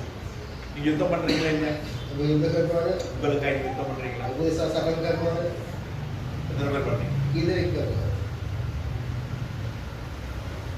அதுவும் இல்லையோ? කවුරුද? வாலிப பிள்ளைங்க අපලම. காதலோட யுத்தம் பண்ணிட்டு இருக்கேன். ප්‍රේමයේ සමග සටන් කරනවා. வாலிப பிள்ளைங்க අපලම. கல்யாண வயசு வந்துச்சு, இன்னும் கல்யாணம் ஆகலைன்னா அவங்களா மாப்பிள்ளை தேடிட்டு இருக்கேன். විවාහ කාලය ආවයි කියලා ඔබ அவங்களா பொண்ணு தேடுறாங்க. මනමාලියම වෙනවා. கிடைக்குமா? අම්බ වෙයිද? கிடைக்கும். අම්බ වෙයි. அதுக்கப்புறம் அழுதுட்டு இருக்கேன். ඊට පස්සේ අඬාගෙන ඉන්නවා. දේවාසන බාර ஆண்டவரே, என்னுடைய விழாயிலும் எங்க இருக்கோ அங்க போய் என்ன சேர்த்துருங்க. දේ ස්වාමීනි මයි කොටස කොනේ ඉගෙන මා එක්කව කරන්න. நீங்க உங்களுக்காக நீங்க பொண்ணு பார்க்கணும். ඔබ දේශව මනමාලියට යන්න එපා. ஈசாக்கு ඊසා. அவன் சாயந்தர பொழுதிலே தேவனை தியானிக்கும்படியாக இருக்கிறான். ඔව් අවශ්‍යයි දේවාසය මෙනෙහි කරන්න කියලා. அவனுக்கென்று நியமித்து வைத்திருந்ததை அவன் அந்த இடத்துல தியானத்தின் பொழுது பார்த்தான். ඔවුන්ට කිය තබා තිබුණේ ඔබ මෙනෙහි කිරීමේදී ඔබ ஒட்டகத்துல மேல் ஏறி வரான். ඔබ පිට නගනවා. யார் பண்ணது? කවුද කියලා? சரி. දේව වහන්සේ කරා. இந்த கர்த்தர் உங்களுடைய திருமணத்திற்காக, உங்களுடைய மாணவ பிராயத்திற்காக கர்த்தர் உங்களுக்கு ඔබේ කාම වේදේ විවාහ ජීවිතේ දේව වහන්සේ කරයි. எனக்கு அப்படிதான். මට කියන්න. நான் கல்யாணம் கட்டும் பொழுது 35 வயசு. අවුරුදු 35 විවාහනේ இப்ப எனக்கு எத்தனை வயசுன்னு கேட்காது. දැන් ගියේ ගාමේ වයස நம்ம அவங்க சொன்னாங்க, நீ கத்தோலிக்கத்துல திருமணம் முடிச்சாதான் நாங்க திருமணத்துக்கு வரோம், இல்லைன்னா நாங்க வர மாட்டோம். දෙමව්පියෝ කතෝලික ආගමෙන් බැඳගත් විවාහ දෙන්නේ නැත්නම් நான் சொன்னேன், எனக்கு திருமணம் வேணாம், நீங்க வரவும் வேணாம் මොකද විවාහ දෙමව් වෙන්න තිබා කියලා. அப்படின்னு சொல்லிட்டு இருக்கும் பொழுது ඊළඟ ඉන්නකොට கர்த்தர் எனக்கு ஒரு என்னது ஒரு தேவதையை காட்டி. දෙවියන් වහන්සේට දේදාවක් වෙනවා. அப்ப அந்த பாஸ்டர் வந்து கேட்டாங்க, இப்படி ஒரு பொண்ணு இருக்கிறாங்க, கட்டிக்கிறீங்களா? පාෂයට කියලා මේව කෙනෙක් ඉන්න බඳිනවාද කියලා. நான் வேணாம்னு சொல்றேன். පාෂයට එපා කියන්නේ. அம்மாவும் வேணாம்னு சொல்றாங்க. මම තමයි එපා நான் කියන්නේ. எதுவும் கேட்டுட்டு வரேன் මම ආලෙන් அப்படின்னு ஃபோன் பண்ணி கேட்டேன், இப்படி ஒரு பொண்ணு இருக்குதான் පොල් කරලා ආව මේ කෙනෙක් ඉන්නවලු. அப்படின்னு ஒரு பாஸ்டர் சொன்னாங்க. පාරවල කිව්වා. எங்க அம்மா சொன்னா, கூட்டிட்டு வாங்க பார்க்கலாம். අම්මා කො එකගෙන බලන්න. தேவதையோடு கூட ඒ කාමරාව ஒரு பரிவாரத்தையும் ஏற்றிட்டு போனேன்.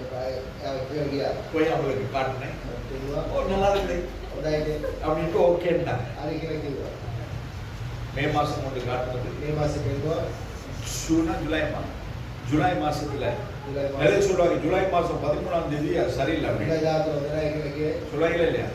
அன்னைக்கு ஜூலை மாசம் 13ஆம் தேதி நமக்கு என்கேஜ்மெண்ட் நடந்தது. විවාහ සිදුවුණා. அதுக்கு பிறகு அடுத்த ஜனவரி மாதம் 20ஆம் தேதி கல்யாணம் கட்டி இன்னைக்கு குடும்பமும் கொடுத்துறோமா இருந்துட்டு இருக்கோம். ජනවාරි මාසේ එම පොලක් කෙනෙක් ආවා. அப்ப கர்த்தர் கொடுக்கும். நம்முடைய குடும்பத்தின் வாழ்க்கையில் எத்தனையோ பிரச்சனைகள் வருது. අපි ජීවිතේ ගොඩාක් ප්‍රශ්න ආවා. ஊழியத்தின் நிமித்தமாக அநேக பாடுகள் வருது. සේවයෙන් ගොඩාක් ප්‍රශ්න கர்த்தர் ආවා. நம்ம இணைத்தபடி நான் இன்றும் நாங்கள் சேர்ந்து ஊழியத்தை දෙවියන් செய்வோம். වහන්සේ එකව කරපු නිසා අදටත් එකවලා සේවය කරමින් இதே நானா பார்த்து கட்டினா என்ன இருந்ததுன்னா நமக்கு தெரியும். දෙයක් නම් මොනවද වෙන්නේ නැත්තේ.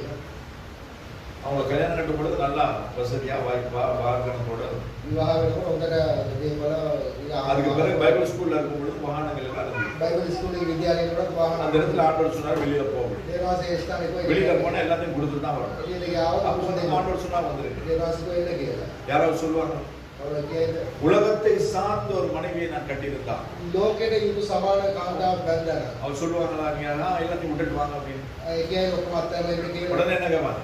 මොනවද කියන්නේ? உங்களுக்கு பிசுதை අයිතිවද? உள்ள இருக்குது. குடும்பம் இருக்குது. வீட்டுக்கு வாடகை கட்டணும். ගෙදර කුලියක වඩවනේ. இவ்வளோ இருக்கும்போது விட்டுட்டு வந்து நம்ம தெருவில் இறங்கிறது එච්චරදී අත්හැරලා දෙවියන් ஒரு வார்த்தை கிடையாது. கர்த்தர் சொன்னாரா? දේවාසය කිව්වද? அப்ப அந்த நம்முடைய வாழ்க்கையை நாங்கள் கர்த்தருக்கு கொடுத்தால் வாழ்க்கையை கர்த்தர் கட்டித்தரும். අපේ ජීවිතේ දේවාසය උපවාස අපේ ජීවිතේ කොටනගයි. அப்படி இல்லைன்னா நாங்கள் பிச்சுக்க பிடிக்கிறதா இருக்கும். ඒව නැත්නම් කලාවේ තමයි එන්නේ. அடுத்தது நம்முடைய மாம்சத்தோடும் இரத்தத்தோடும் நமக்கு யுத்தம் பண்ணுறது. අපේ මාංශයේ උදේ සමග විසකරන நம்முடைய ஆசைகள் இச்சைகள் ஆஷாவும் உஷ்ணாவும் நம்முடைய வாழ்க்கையில இருந்து கொண்டிருக்கு. සියල්ල අපේ ජීවිතේ තිබෙනවා. ஆனால் ஆண்டவருக்கு விருப்பமான மாதிரி நமக்கு கிடையாது. දේව කැමැත්තම නෙමෙයි ඉන්නේ. பேதுரு எழுதின நிருபத்திலே வாசிக்கிறோம். පේත්‍රස් කුමාරයා නිරුපේ බලනවා අපි வெளியரங்கமான அலங்காரம் உங்கள் அலங்காரமா இல்லாமல் එලිපිට පේනවා உள்ள අලංකාර உள்ள அலங்காரம் அலங்காரமா இருக்கு. අතුලාන්තේ තමයි අපි අලංකාරව තිබෙන්නේ. நான் உங்களுக்கு ஏற்கனவே சொல்லியிருக்கேன். කලින්ම කියා තිබෙනවා. நான் வேலை செய்த கம்பெனி அது රස්සාකරු மல்டி நேஷனல் கம்பெனி. ලොකු විශාල කම්පැනියක්. அதுல இங்க இருந்த எம்டியினுடைய வைஃப் அவங்களுக்கு இருக்கிற பிசினஸ் இவ்வளவு பிசினஸ் இருக்கு. මොන ගොඩාක් ව්‍යාපාරයන් තිබෙනවා. எம்டிக்கு வேற பிசினஸ் இருக்கு, அவங்களுக்கு வேற එස්පිස பிசினஸ். වෙනම තියෙනවා. அவங்க இவ்வளவு பெரிய ஃபங்க்ஷனுக்கு போனாலும் ඔච්චර උත්සවයකට ගියත් அவங்களுக்கு கழுத்துல வந்து ஒரு நாம் என்னது ஒரு மில்லிய செயின் மட்டும் தான் இருக்கு. ඊනි මාලයක් විතරයි තියෙන්නේ. வேற எதுவுமே கிடையாது. ඒක කිසිවක් නැහැ. அவங்க போடுற வச்சிருக்கு. அதை விட வேற எதுவுமே கிடையாது. ඒක කිසිවක් නැහැ. லிப்ஸ்டிக் கிடையாது, ලිප්ස්ටික් නැහැ. மேக்கப் கிடையாது, මේකප් නැහැ. எதுவுமே கிடையாது. කිසිවක් නැහැ. பார்க்க அவ்வளோ அழகா இருக்கும். එච්චර ලස්සනයි. ஆனா நான் අපි எங்கேயாவது போகும்போது ඔය යනකොට அடிச்சுட்டு அப்படியே வச்சிருக்கீங்க, கொஞ்சம் அகட்டிக்கிட்டு பேசிட்டு என்ன சரி ஆகணும்னா அது கலர் போயிடும். පොඩ්ඩක් ඊට මෙහෙ ගියොත් පාට යනවා. படம் பிடிக்கும் போது அது வேற இருக்கும். ෆොටෝ ගාලා ඒක වෙනවා. செல்ஃபி ஆடு සෙල්ෆි ගන්න. ஏன் ඇයි? நீங்க அழகா தானே இருக்கு. ඒක ලස්සනයි. ஏன் உங்களை அலங்கோலப்படுத்தீங்க? ඇයි ඔබ කැත කරගන්නේ? அழகான பிள்ளைகளை ලස්සන දරුවා. கல்யாணத்துக்கு அப்படியே அழகுபடுத்தி கொண்டு வராங்க. විවාහයට ලස්සන කරලා ගේනවා. ஆனா அழகு கிடையாது. එතකොට යා ලස්සන නෙවෙයි.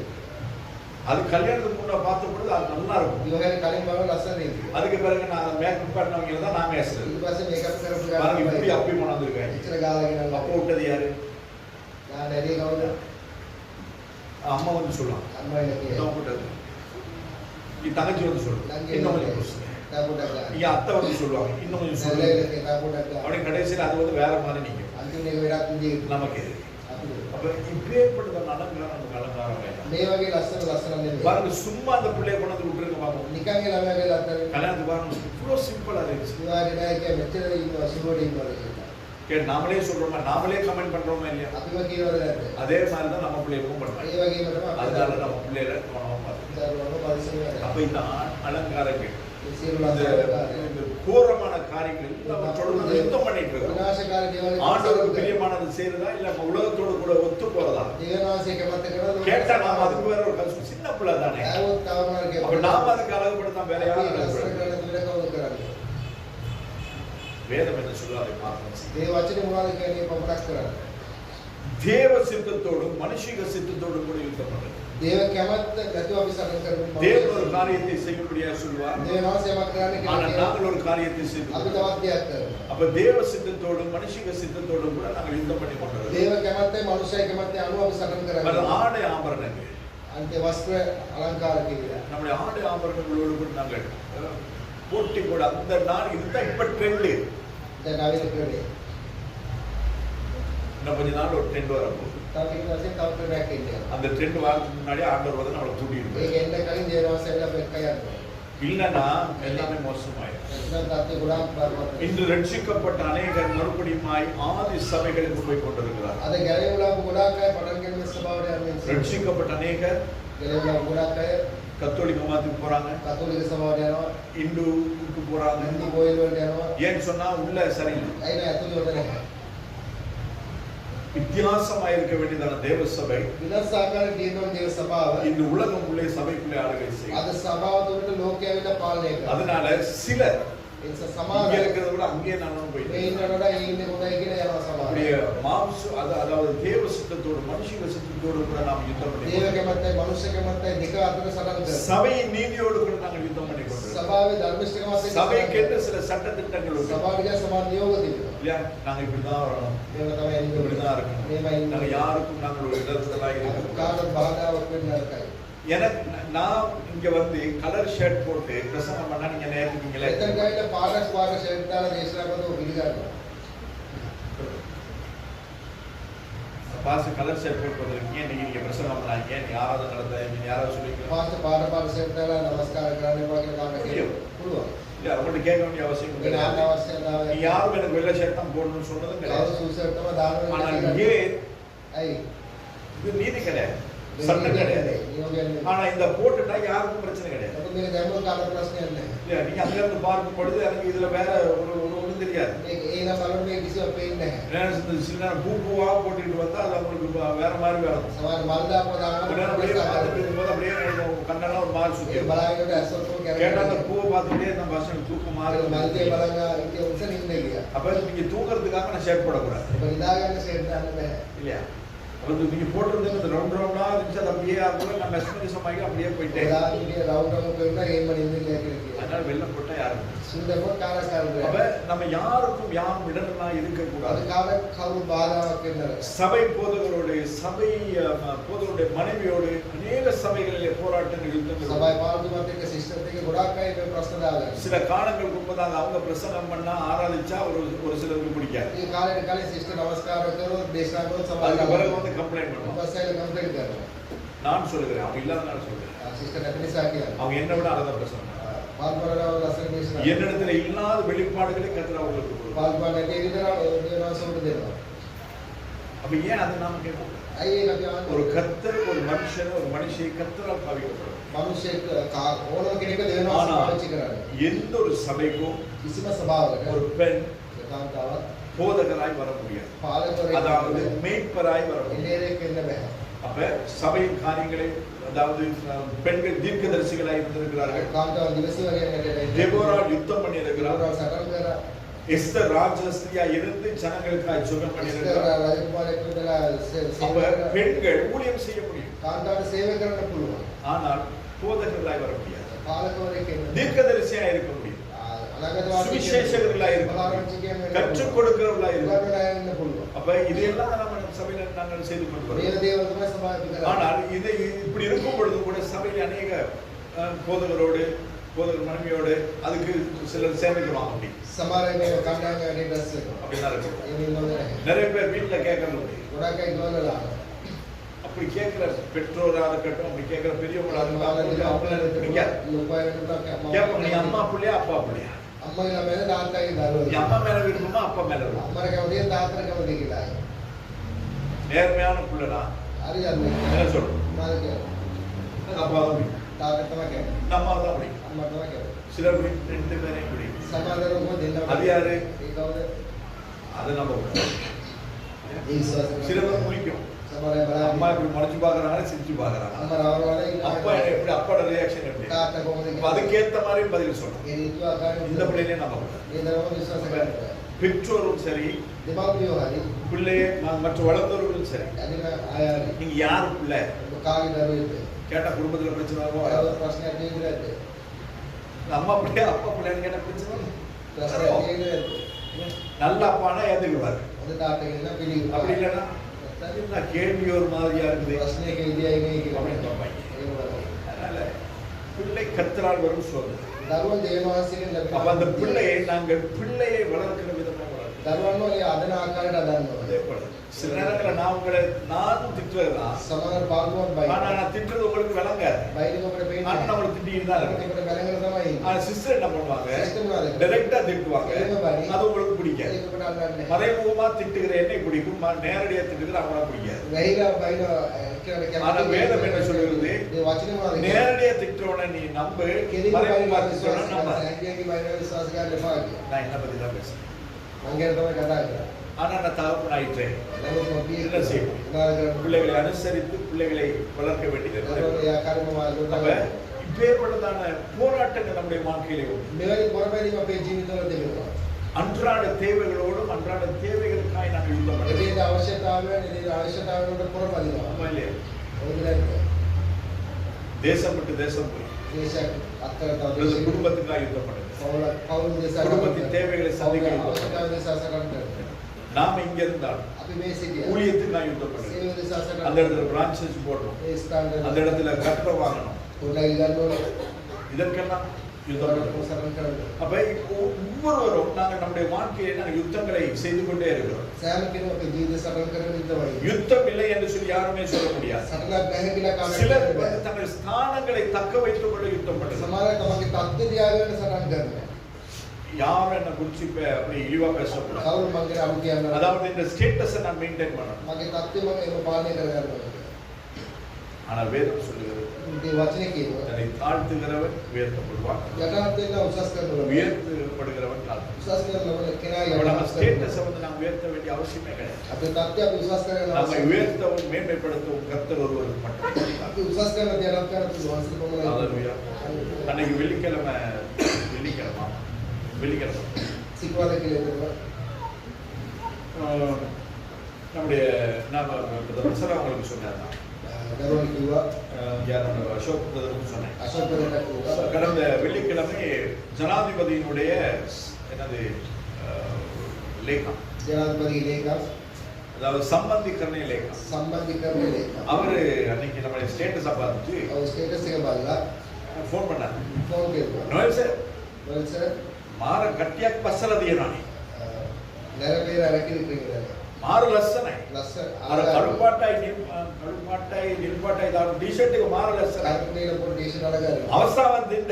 ඒක ජනාධිපතිතුමා උණගයින්ට මම කරන්න. සඳහන් ජනාධිපති පාගෙන් පඩපඩ. உங்கள කරනදී අපිත් එක්ක එකතු වෙලා කරන්න. ඒ සේවය එනකොට சேர்ந்து செய்யுங்க. ආසන උங்களோட சேர்ந்துக்க அளவுக்கு நமக்கு වර්කම් නැහැ. ඔබත් එක්ක එක්කවල කරනකොට අපිට ලැබෙන දේවල් තමයි අපි කරන්නේ. ඒක කැලේකට තමයි செய்யுங்க. ඒ ගැන මේ වද වෙන්න එපා. අනිත් බයිපොඩ වෙනවා. ටොපියක් කෑවත් දැන් ජනාධිපති එක්ක එකතු වෙලා කමු. ඔක්කොම සාපරණ ජනාධිපති වල சேர்ந்து சாப்பிடுவோம். ஹalleluya. ஹalleluya. நாங்கள் தெரிப்போம். අපි දුවා කියන්නේ. இவரை மேன்மைப்படுத்த கர்த்தரால் ඕනම කෙනෙක් උසස් நம்ம කරනවා. கர்த்தர் நம்முடைய இருதயத்திலே போடுகிறதான வேலையை, ஊழியத்தை, பாரத்தை நாங்கள் நிறைவேற்றக் දෙවියන් கொள்கிறோம். වහන්සේ අපේ අතවතර දාන සේවය கர்த்தர் செய்ய வேண்டியதை அவர் செய்வார். උන්වහන්සේ කරන දේ උන්වහන්සේ කරයි. அப்ப நாம எதுக்குமே நாம போராட வேண்டிய அவசியம் අපිට கிடையாது. සිදේකට පොර පොර. ஆனால் ஒரு தகப்பனாய், தாயாய், பிள்ளைகளாய் நாங்கள் போராட வேண்டிய ஒரு நிர்பந்தத்துக்கு தள்ளப்படுகிறோம். දෙමව්පියන් දරුවන්ට පොර බලින්න අපි අවස්ථාවට ඇතුල් වෙනවා. இப்ப இந்த 2 நாள்ல நான் 4 நாள் ஊழியத்துக்காய் போயிடுவேன். දවස් දෙකක පාල්තුමා සේවයට அப்ப යනවා. அந்த 4 நாளுக்கு நான் வீட்டுக்கு தேவையில்லை சந்திச்சுட்டு போகணும். අපි දවස් 4 සේවය නිවසේ අවශ්‍යතාවය கர்த்தர் பார்த்துக்கொள். நான் உங்கள்கிட்ட அப்படிதான் சொன்னேன். දෙවස් බලාගන්න. 4 நாளுக்கா நீ ஜெபம் பண்ணுமா? දවස් 4 යාත්‍රා කරගන්න. போயிட்டு வரும் வரையும் எளியா ஜெபம் பண்ண மாதிரி ஜெபம் பண்ணிட்டு சொல்லி ඉතින් එනකන් එළියටම යාත්‍රා කරනවා යාත්‍රා அப்படி කරනවා. சொல்றதுக்கு என்னால போக முடியும். ඒක කිව්වයි කියනවා என்னுடைய යාත්‍රා பிள்ளைகளுக்கு மனைவிக்கு தேவையான நான் எல்லாம் செய்திருந்தேன். දරුවන්ගේ බාලයක අවශ්‍යතාවය පොර ගස්සන්න. அப்ப ஒரு தகப்பனாக என்னுடைய கடமைகளை நான் நிறைவேற்ற நான் உந்தப்படுகிறேன். ඒක පියෙක් කරේ වාක්‍යයෙන් කරන ඉෂ්ට කරන මොනවද වෙන්නේ? ஆனால் அந்த தேவைகளை சந்திக்கும்படிக்கு ඒ අවශ්‍යතාවය පොර ගස්සන්න බෑ. நான் செய்ய வேண்டிய ஒரே ஒரு காரியம், කරනකොට එකම දේ. ஆண்டவரே நான் உங்க வேலையை போறேன். ස්වාමීන් ඔබගේ රාජකාරිය 4 நாட்கள் දවස් 4 வீட்டுக்கு தேவையான பொருட்கள் வாங்க, ගෙදර අවශ්‍යතාවය පොර ගස්සන්න. சாப்பாட்டுக்கு தேவையான காரியங்கள் செய்யணும், කෑමට අවශ්‍යතාවය. அவர்களுக்கு தேவையான அத்தனை காரியங்களை මිනිස්සුන්ට சந்திக்கணும். අවශ්‍යතාවය. இதை நீங்க உதவி செய்யுங்கன்னு சொல்லி கேட்ட விஷயம். ඔබ පිළිද වෙන්න කියලා ඉවරයි. நாமாத தோல்ல தூக்கிட்டு புரியுது.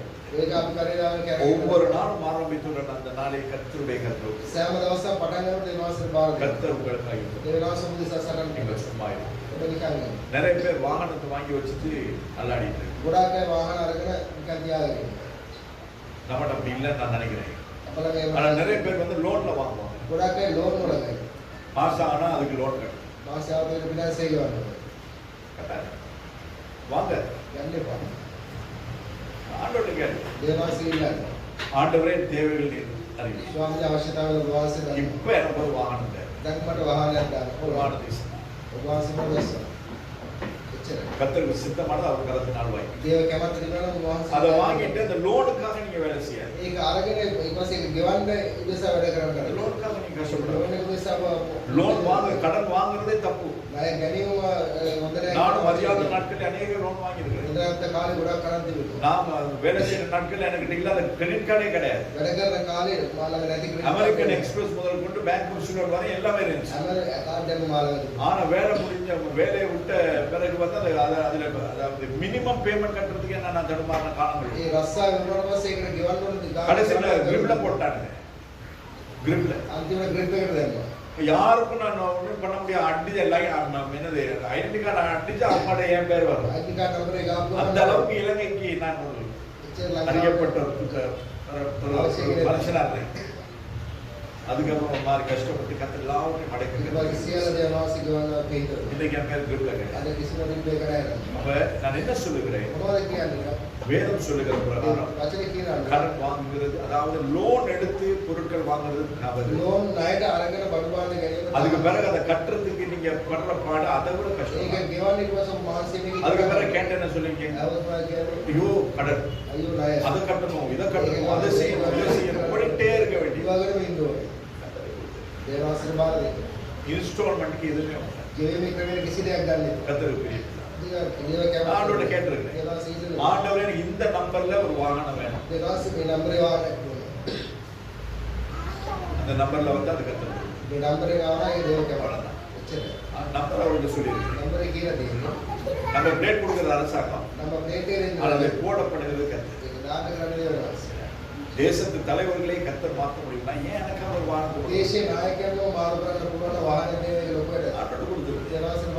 நிறைய பேர் நகை மோகேஜ் பண்ணிட்டு அதை திருப்ப முடியாம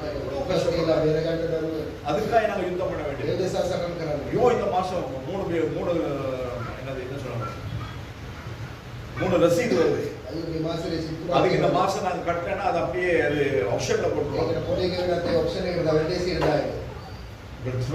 ஏற்ற விதமாய் செலவு பண்ணப்படுது. உலகத்தை திருப்திப்படுத்த மனுஷர்களை சந்தோஷப்படுத்த நம்மால் என்ன முடியுமோ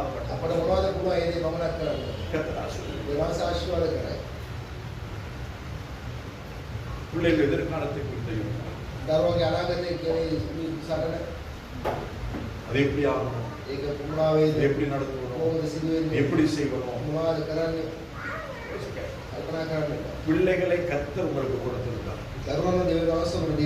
அந்த பிள்ளைகளை வளர்த்து தர கர்த்தர் அந்த பிள்ளைகளை கர்த்தர் உங்களுக்கு வளர்த்து தர வேண்டுமானால் அந்த பிள்ளைகளை கர்த்தர் கொடுத்து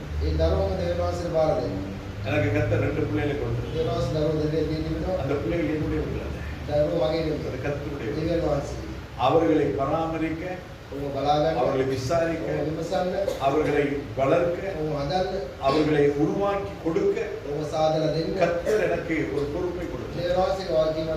அதை நான் ஒரு வாழ்க்கையில் நிறைவேற்ற கர்த்தருக்கு பிரியமான விதத்தில் பிள்ளைகளை வளர்க்க போற அவசியம். அவர்கிட்ட கேட்க ஒரே ஒரு கேள்வி, காலேஜ் ஜாப் பண்ணீங்க, எதனால ஜாப் பண்றீங்க, வேதம் வாசிக்கிறீங்க, எத்தனை அதிகாரம் வாசிக்கிறீங்க, அந்த அத்தனை அதிகாரம் இப்ப பத்தாது, அதை விட கூட்டம். ஜோஷுவா நேரத்தை கேட்கிறாரு, செவ்வாய்க்கிழமை நீங்க போறீங்க இல்லையா, நானும் ஸ்கூல் போகணும் இல்லையா, நீங்க போகணும். எப்படி நான் சொன்னேன், நான் பைக் உங்களுக்கு வச்சுட்டு தான் போறேன், நீங்க பைக் அப்படிதான் நம்ம வளரணும். நம்ம அது தூக்கி வச்சு பெருசா மனசுல வச்சிருந்தோம்னா நமக்கு பிள்ளைகள் கர்த்தரால் போதிக்கப்படும். பிள்ளைகள் வளர்க்க வேண்டிய விதத்தில் நான் வளர்க்க சொன்னேன். அப்ப இன்று போதகர்கள் கூட மற்ற போதகர்களோடு கூட யுத்தம் பண்ணிட்டு தான் எனக்கு மாசம் ஜெரம் மாதிரி வர முடியுமா, முடியாது. அவருக்குள்ள அழகு அவருக்கு தான். இந்த வயத்தை வச்சுட்டு அந்த அழகு வர முடியுமா, முடியாது. அப்ப நான் என்ன மாதிரி தான் இருக்கணும். அவர் போட்ட ட்ரெஸ் நான் போட்டேன். උදාහරණයක් அந்த ட்ரெஸ் நான் போட்ட எப்படி இருக்கும்? காணிவெல்ல யாரோ மாதிரி இருக்கும். காணிவெல் பத்திரிக்கையில காணிவெல்ல இருக்க கோமாளி மாதிரி இருக்கும். කාර්යාලයේ ඉන්න කෙනා அதனால அவருக்கு கர்த்தர் கொடுத்த கிருபை. ඒ දේවනාසව அவர் கர்த்தருக்கு கணக்கு கொடுக்கும் பொழுது அது அவரோட குணம். දේවනාසව ගණන් දෙන විට උන් දේවනාසව බලයි. பெனிஹின் ஊதுனன உழுறாங்க. මෙනෙහි පිම්බගම වැටෙනවා. நான் ஊதுனா அப்படிங்களா? ආගම පිම්බගම වැටෙන්නේ. பிரமாணி. වැටෙන්නේ නැහැ. என்ன உழுற மாதிரியா இருக்கு? වැටෙන්නේ දියන්නේ. உழுற மாதிரி இந்த ரெண்டு பேருமே விட மாட்டாங்க. ඒකලා වැටෙන්නේ. மிஸ்டர் பாபி நான் அடிக்கடி சொல்லுவேன். அம்மாவோட பேசி போமா அப்படின்னு போகும்போது උන් කියන කතා කරගෙන යන්නේ. ஏன்னா பின்னுக்கு அவங்கள வச்சுட்டு போயிட்டு காத்தமரம் தூக்கிட்டு போடாம போயிடும். බස් ගියාම උලම් அதனால පාරේ மகன் சொல்லி அனுப்பிட்டோமா அம்மாவோட பேசியே போகும். අම්මත් කතා කරගෙන යන්නේ කියලා. அப்ப இவங்களே விடாத பொழுது මේගොල්ලන්ම அவர் වැටෙනවා. ட்ரை பண்ண முடியும். ඔව් වගේ උත්සාහ அது කරනවා. அவருக்கு கொடுத்த கிருபை. නමුත් ඕනේ කරුණා. அப்ப கர்த்தர் எனக்கு என்ன கிருபை ඒ கொடுத்திருக்கிறார்? වගේ මොන කරුණාවක් அந்த கிருபை நான் வளர்த்தேன். ඒ කරුණාව நாங்க දවන්න அந்த வடபட பகுதிக்கு போன பொழுது වඩවල ප්‍රදේශයේ ගිහලා பிசாசு பிடிச்ச ஒரு வாலிய பிள்ளை கூட்டிட்டு இருந்தாங்க. යක්ෂයාගේ සිවිච්චකේ எனக்கு துரத்த முடியாம இல்லை. අද ලස්සන බැලුවනේ. நான் சிஸ்டர் கோவிலுக்கு அக்காவோட கூட போயிட்டு போய் துரத்திருக்கேன். සිස්ටර් බොබීගේ අක්කට කියලා දෙනවා තිබුණා. ஆனா அதை துரத்துறதுக்கு கிருபை பெற்றோர் பாச பெஞ்சமின். ඒක ඒවට කරුණා ලැබේ පාලන දෙන්නේ. அப்ப அவள் சொன்ன பாஸ்டர் அவருக்கா சொன்னான். උපව පාස්ටර් ආඥා அப்ப அந்த இடத்துல போய் நான் சொன்னேன் நான் பேர் போட வேண்டிய அவசியம் ඒ இல்லை. ස්ථානිකේ ඔය ආඥා ஏன்னா அந்த இடத்துல ஊழியம் செய்கிறவர் அவர். ඒ ස්ථානයේ அப்ப அவருக்கு கொடுக்க வேண்டிய ஸ்தானத்தை கொடுத்து நான் ஒதுங்கிறேன். ඕන දෙනවා කට්ටිය அவர் இல்லாத பொழுது நாங்கள் வீடு வீடா போய் எத்தனையோ வீடுகளுக்கு நாங்கள் ඔව් சோப்போம். නැති වෙලා අපි කියලා කරන් කරලා அப்ப ඒක அப்ப நாம இன்னும் ஒரு ஊழியக்காரனாக தேவ மனுஷனா இருந்து நான் யாரோடையும் யுத்தம் பண்ண வேண்டிய அவசியமே கிடையாது. දවස් එකේදී මිනිස්සෙක් அவரு சரியில்லை. அவர் அப்படி. එයා එමය அது நமக்கு தேவையில்லாத விஷயம். ඒක අපිට වරන් දෙන්න. எனக்கு கொடுத்ததை குறித்து கணக்கு கேட்பார், அதை நான் கத்தரிப்பேன். මට දීපු දේ ගැන වහන්සේ ගණන්ලායි அப்ப நான் මම சபைக்கு ஆள் சேர்க்கவோ සමහර සෙනඟ රැස් කරනවා. அல்லது இன்னொரு சபைக்கு பிரச்சனை உண்டு பண்ணவோ සමහර ප්‍රශ්න ඇති நான் කරනවා. யுத்தம் பண்ண வேண்டிய அவசியமே මම கிடையாது. සරල කරලා වැඩක් නැහැ. நான் சும்மா இருக்கும்போது கத்தர் எனக்கு யுத்தம் මම නිකන් ඉන්න දේවාසම අවදිසා සරල කරා. ஹalleluya. හalleluya. அப்ப நம்முடைய வாழ்க்கையில் உங்களுக்கு அநேக பிரச்சனைகள் உண்டு. ජීවිත ගොඩාක් ප්‍රශ්න තිබෙනවා. சிலருக்கு வியாதி வரத்துக்கு உங்களுக்கு ஒரு போராட்டம். உங்களுடைய பணம் உங்களுக்கு ஒரு பிரச்சனை, ඒදාලේක ප්‍රශ්නයක්. உங்களுடைய குடும்பம் உங்களுக்கு ஒரு பிரச்சனை. ඒක ප්‍රශ්නයක්. எதுவா இருந்தாலும் මොනවා වුණා. எல்லாத்தையும் கத்தர் கொடுத்து සියලු දේවාසල වාද. கத்தர் எனக்காக யுத்தம் பண்ணார். දේවාසම අවදිසා அப்படி සරල. கொடுத்துருங்க கத்தர் செய்வார். වහන්සේ දෙන්න වාසය කරා. ரோமர் 8:7 நாங்க வாசிக்கிறோம். රටේ ඇති කියනවා. மாம்ச சிந்தை தேவனுக்கு விரோதமான பாயம். මාංශ සිතිවිල්ල දේවාස අත්සන්නයි. இப்ப நம்முடைய மாம்சத்துல சிந்திக்குதே இப்படியான எண்ணம் இப்படியான எண்ணம் මාංශික අපි හිතන මේ මොනවද මොනවා වේද அந்த මොනවා சிந்தை වේද உங்களுக்கு வரும். ඒ සිතිවිල්ලම ඔබට එපා. என் தேவன் எனக்காக யாவும் செய்து முடியும். මාගේ දේවාස පමුදිසා සියල්ල කරයි. බාර දෙන්න. கத்தர் பாருங்க. දේවාස බලයි. யாக்கோபு 4வது அதிகாரம் 6வது வசனத்தில் 2வது பகுதி සුවඳ சொல்லுது. වතරේ හරි කියනවා. தேவன் பெருமை உள்ளவர்களுக்கு எதிர்த்து நிற்கிறார். උඩඟුවයි දේවාස විරුද්ධයි කියලා. அதேதான் ඒකම 1 பேதுரு 5:5 2வது பகுதியில் பார்க்கிறோம். පය දෙක බලන්න. பெருமை உள்ளவர்களுக்கு தேவன் எதிர்த்து நிற்கிறார். උඩඟුවයි දේවාස அப்ப විරුද්ධයි. அந்த பெருமை, උඩඟුකම தேவனுக்கு விரோதமான கிரியைகள் දේවාසට අකමැති ක්‍රියාව இதெல்லாம் சேர்ந்து விட்டது. ඒ ඔක්කොම කරන්න ගත්තා. கர்த்தர் எனக்காக யாவும் செய்து முடியும். දේවාස මාමුදිසා සියල්ල කරයි. கர்த்தர் எனக்காக யுத்தம் பண்ணார் දේවාස මාමුදිසා සටන් என்று කරයි. சொன்ன அந்த விசுவாசம் நம்பிக்கை உங்கள் வாழ்க்கையில இருக்குமா? කිව්වා ඒ ඇදහිල්ල ඔබේ ජීවිතේ ඇති වෙනවා. இந்த 3வது மாதத்தில் கர்த்தர் உங்களுக்காக யாவும் செய்து මේ තුන්වෙනි මාසෙ දේවාස මාමුදිසා සියල්ල කරයි. Hallelujah. හalleluya. மிடில் ஈஸ்டுக்கு ஃப்ளைட் போட்டியது. විදේශවල ෆ්ලයිට් ගියේ නැත්තම් මොකද? ரதத்தோடு பிலிப் ஓடினான். பிலிப் ரதத்தோடு கூட ஓடினான். ඒ රටත් එක්කම වෙලින් කිව්වා. சுவிசேஷம் சொல்லியாச்சு, බාරන්චි කිව්වා. ஞானஸ்தானம் கொடுத்தாச்சு, බෞද්ධ කිව්වා. திரும்பி பார்த்தா பிலிப் வந்தான். ඇන්නවල කිව්වා. ஆண்டவர் தூக்கிட்டு போயிட்டார். දේවාස උස්සන්නේ. பிலிப் போறா இல்லையா? கர்த்தர் செய்வார். දේවාස කරයි. கர்த்தரை சார்ந்து கொள்ளுங்கள். දෙවියන් වහන්සේගේ පැත්තෙන් ඉන්න உங்கள் போராட்டங்கள், பிரச்சனைகள், தேவைகள் වැඩි ප්‍රශ්න ඕනාකම් எல்லாத்தையும் கத்தட்ட கொடுங்க. සියලු වහන්සේට බාර දෙන්න. நீ சும்மா இரு. ඔබ නිකන් அதுக்குன்னு சொல்லி வேலை செய்யாதவங்க சாப்பிடுறதுக்கு முடியாதுன்னு வேலை சொல்லு. ඒම කියලා රස්සාව කරගෙන பாஸ்டர் சொல்லிட்டாரு, පාෂේ කිව්වා. இன்னையில இருந்து நான் வேலைக்கு போறதுக்கு ආයෙ දවස් රස්සාව කරන්නේ. கர்த்தர் பார்த்துக்குவார். දේවාස பார்க்க மாட்டேன். බලන්නේ.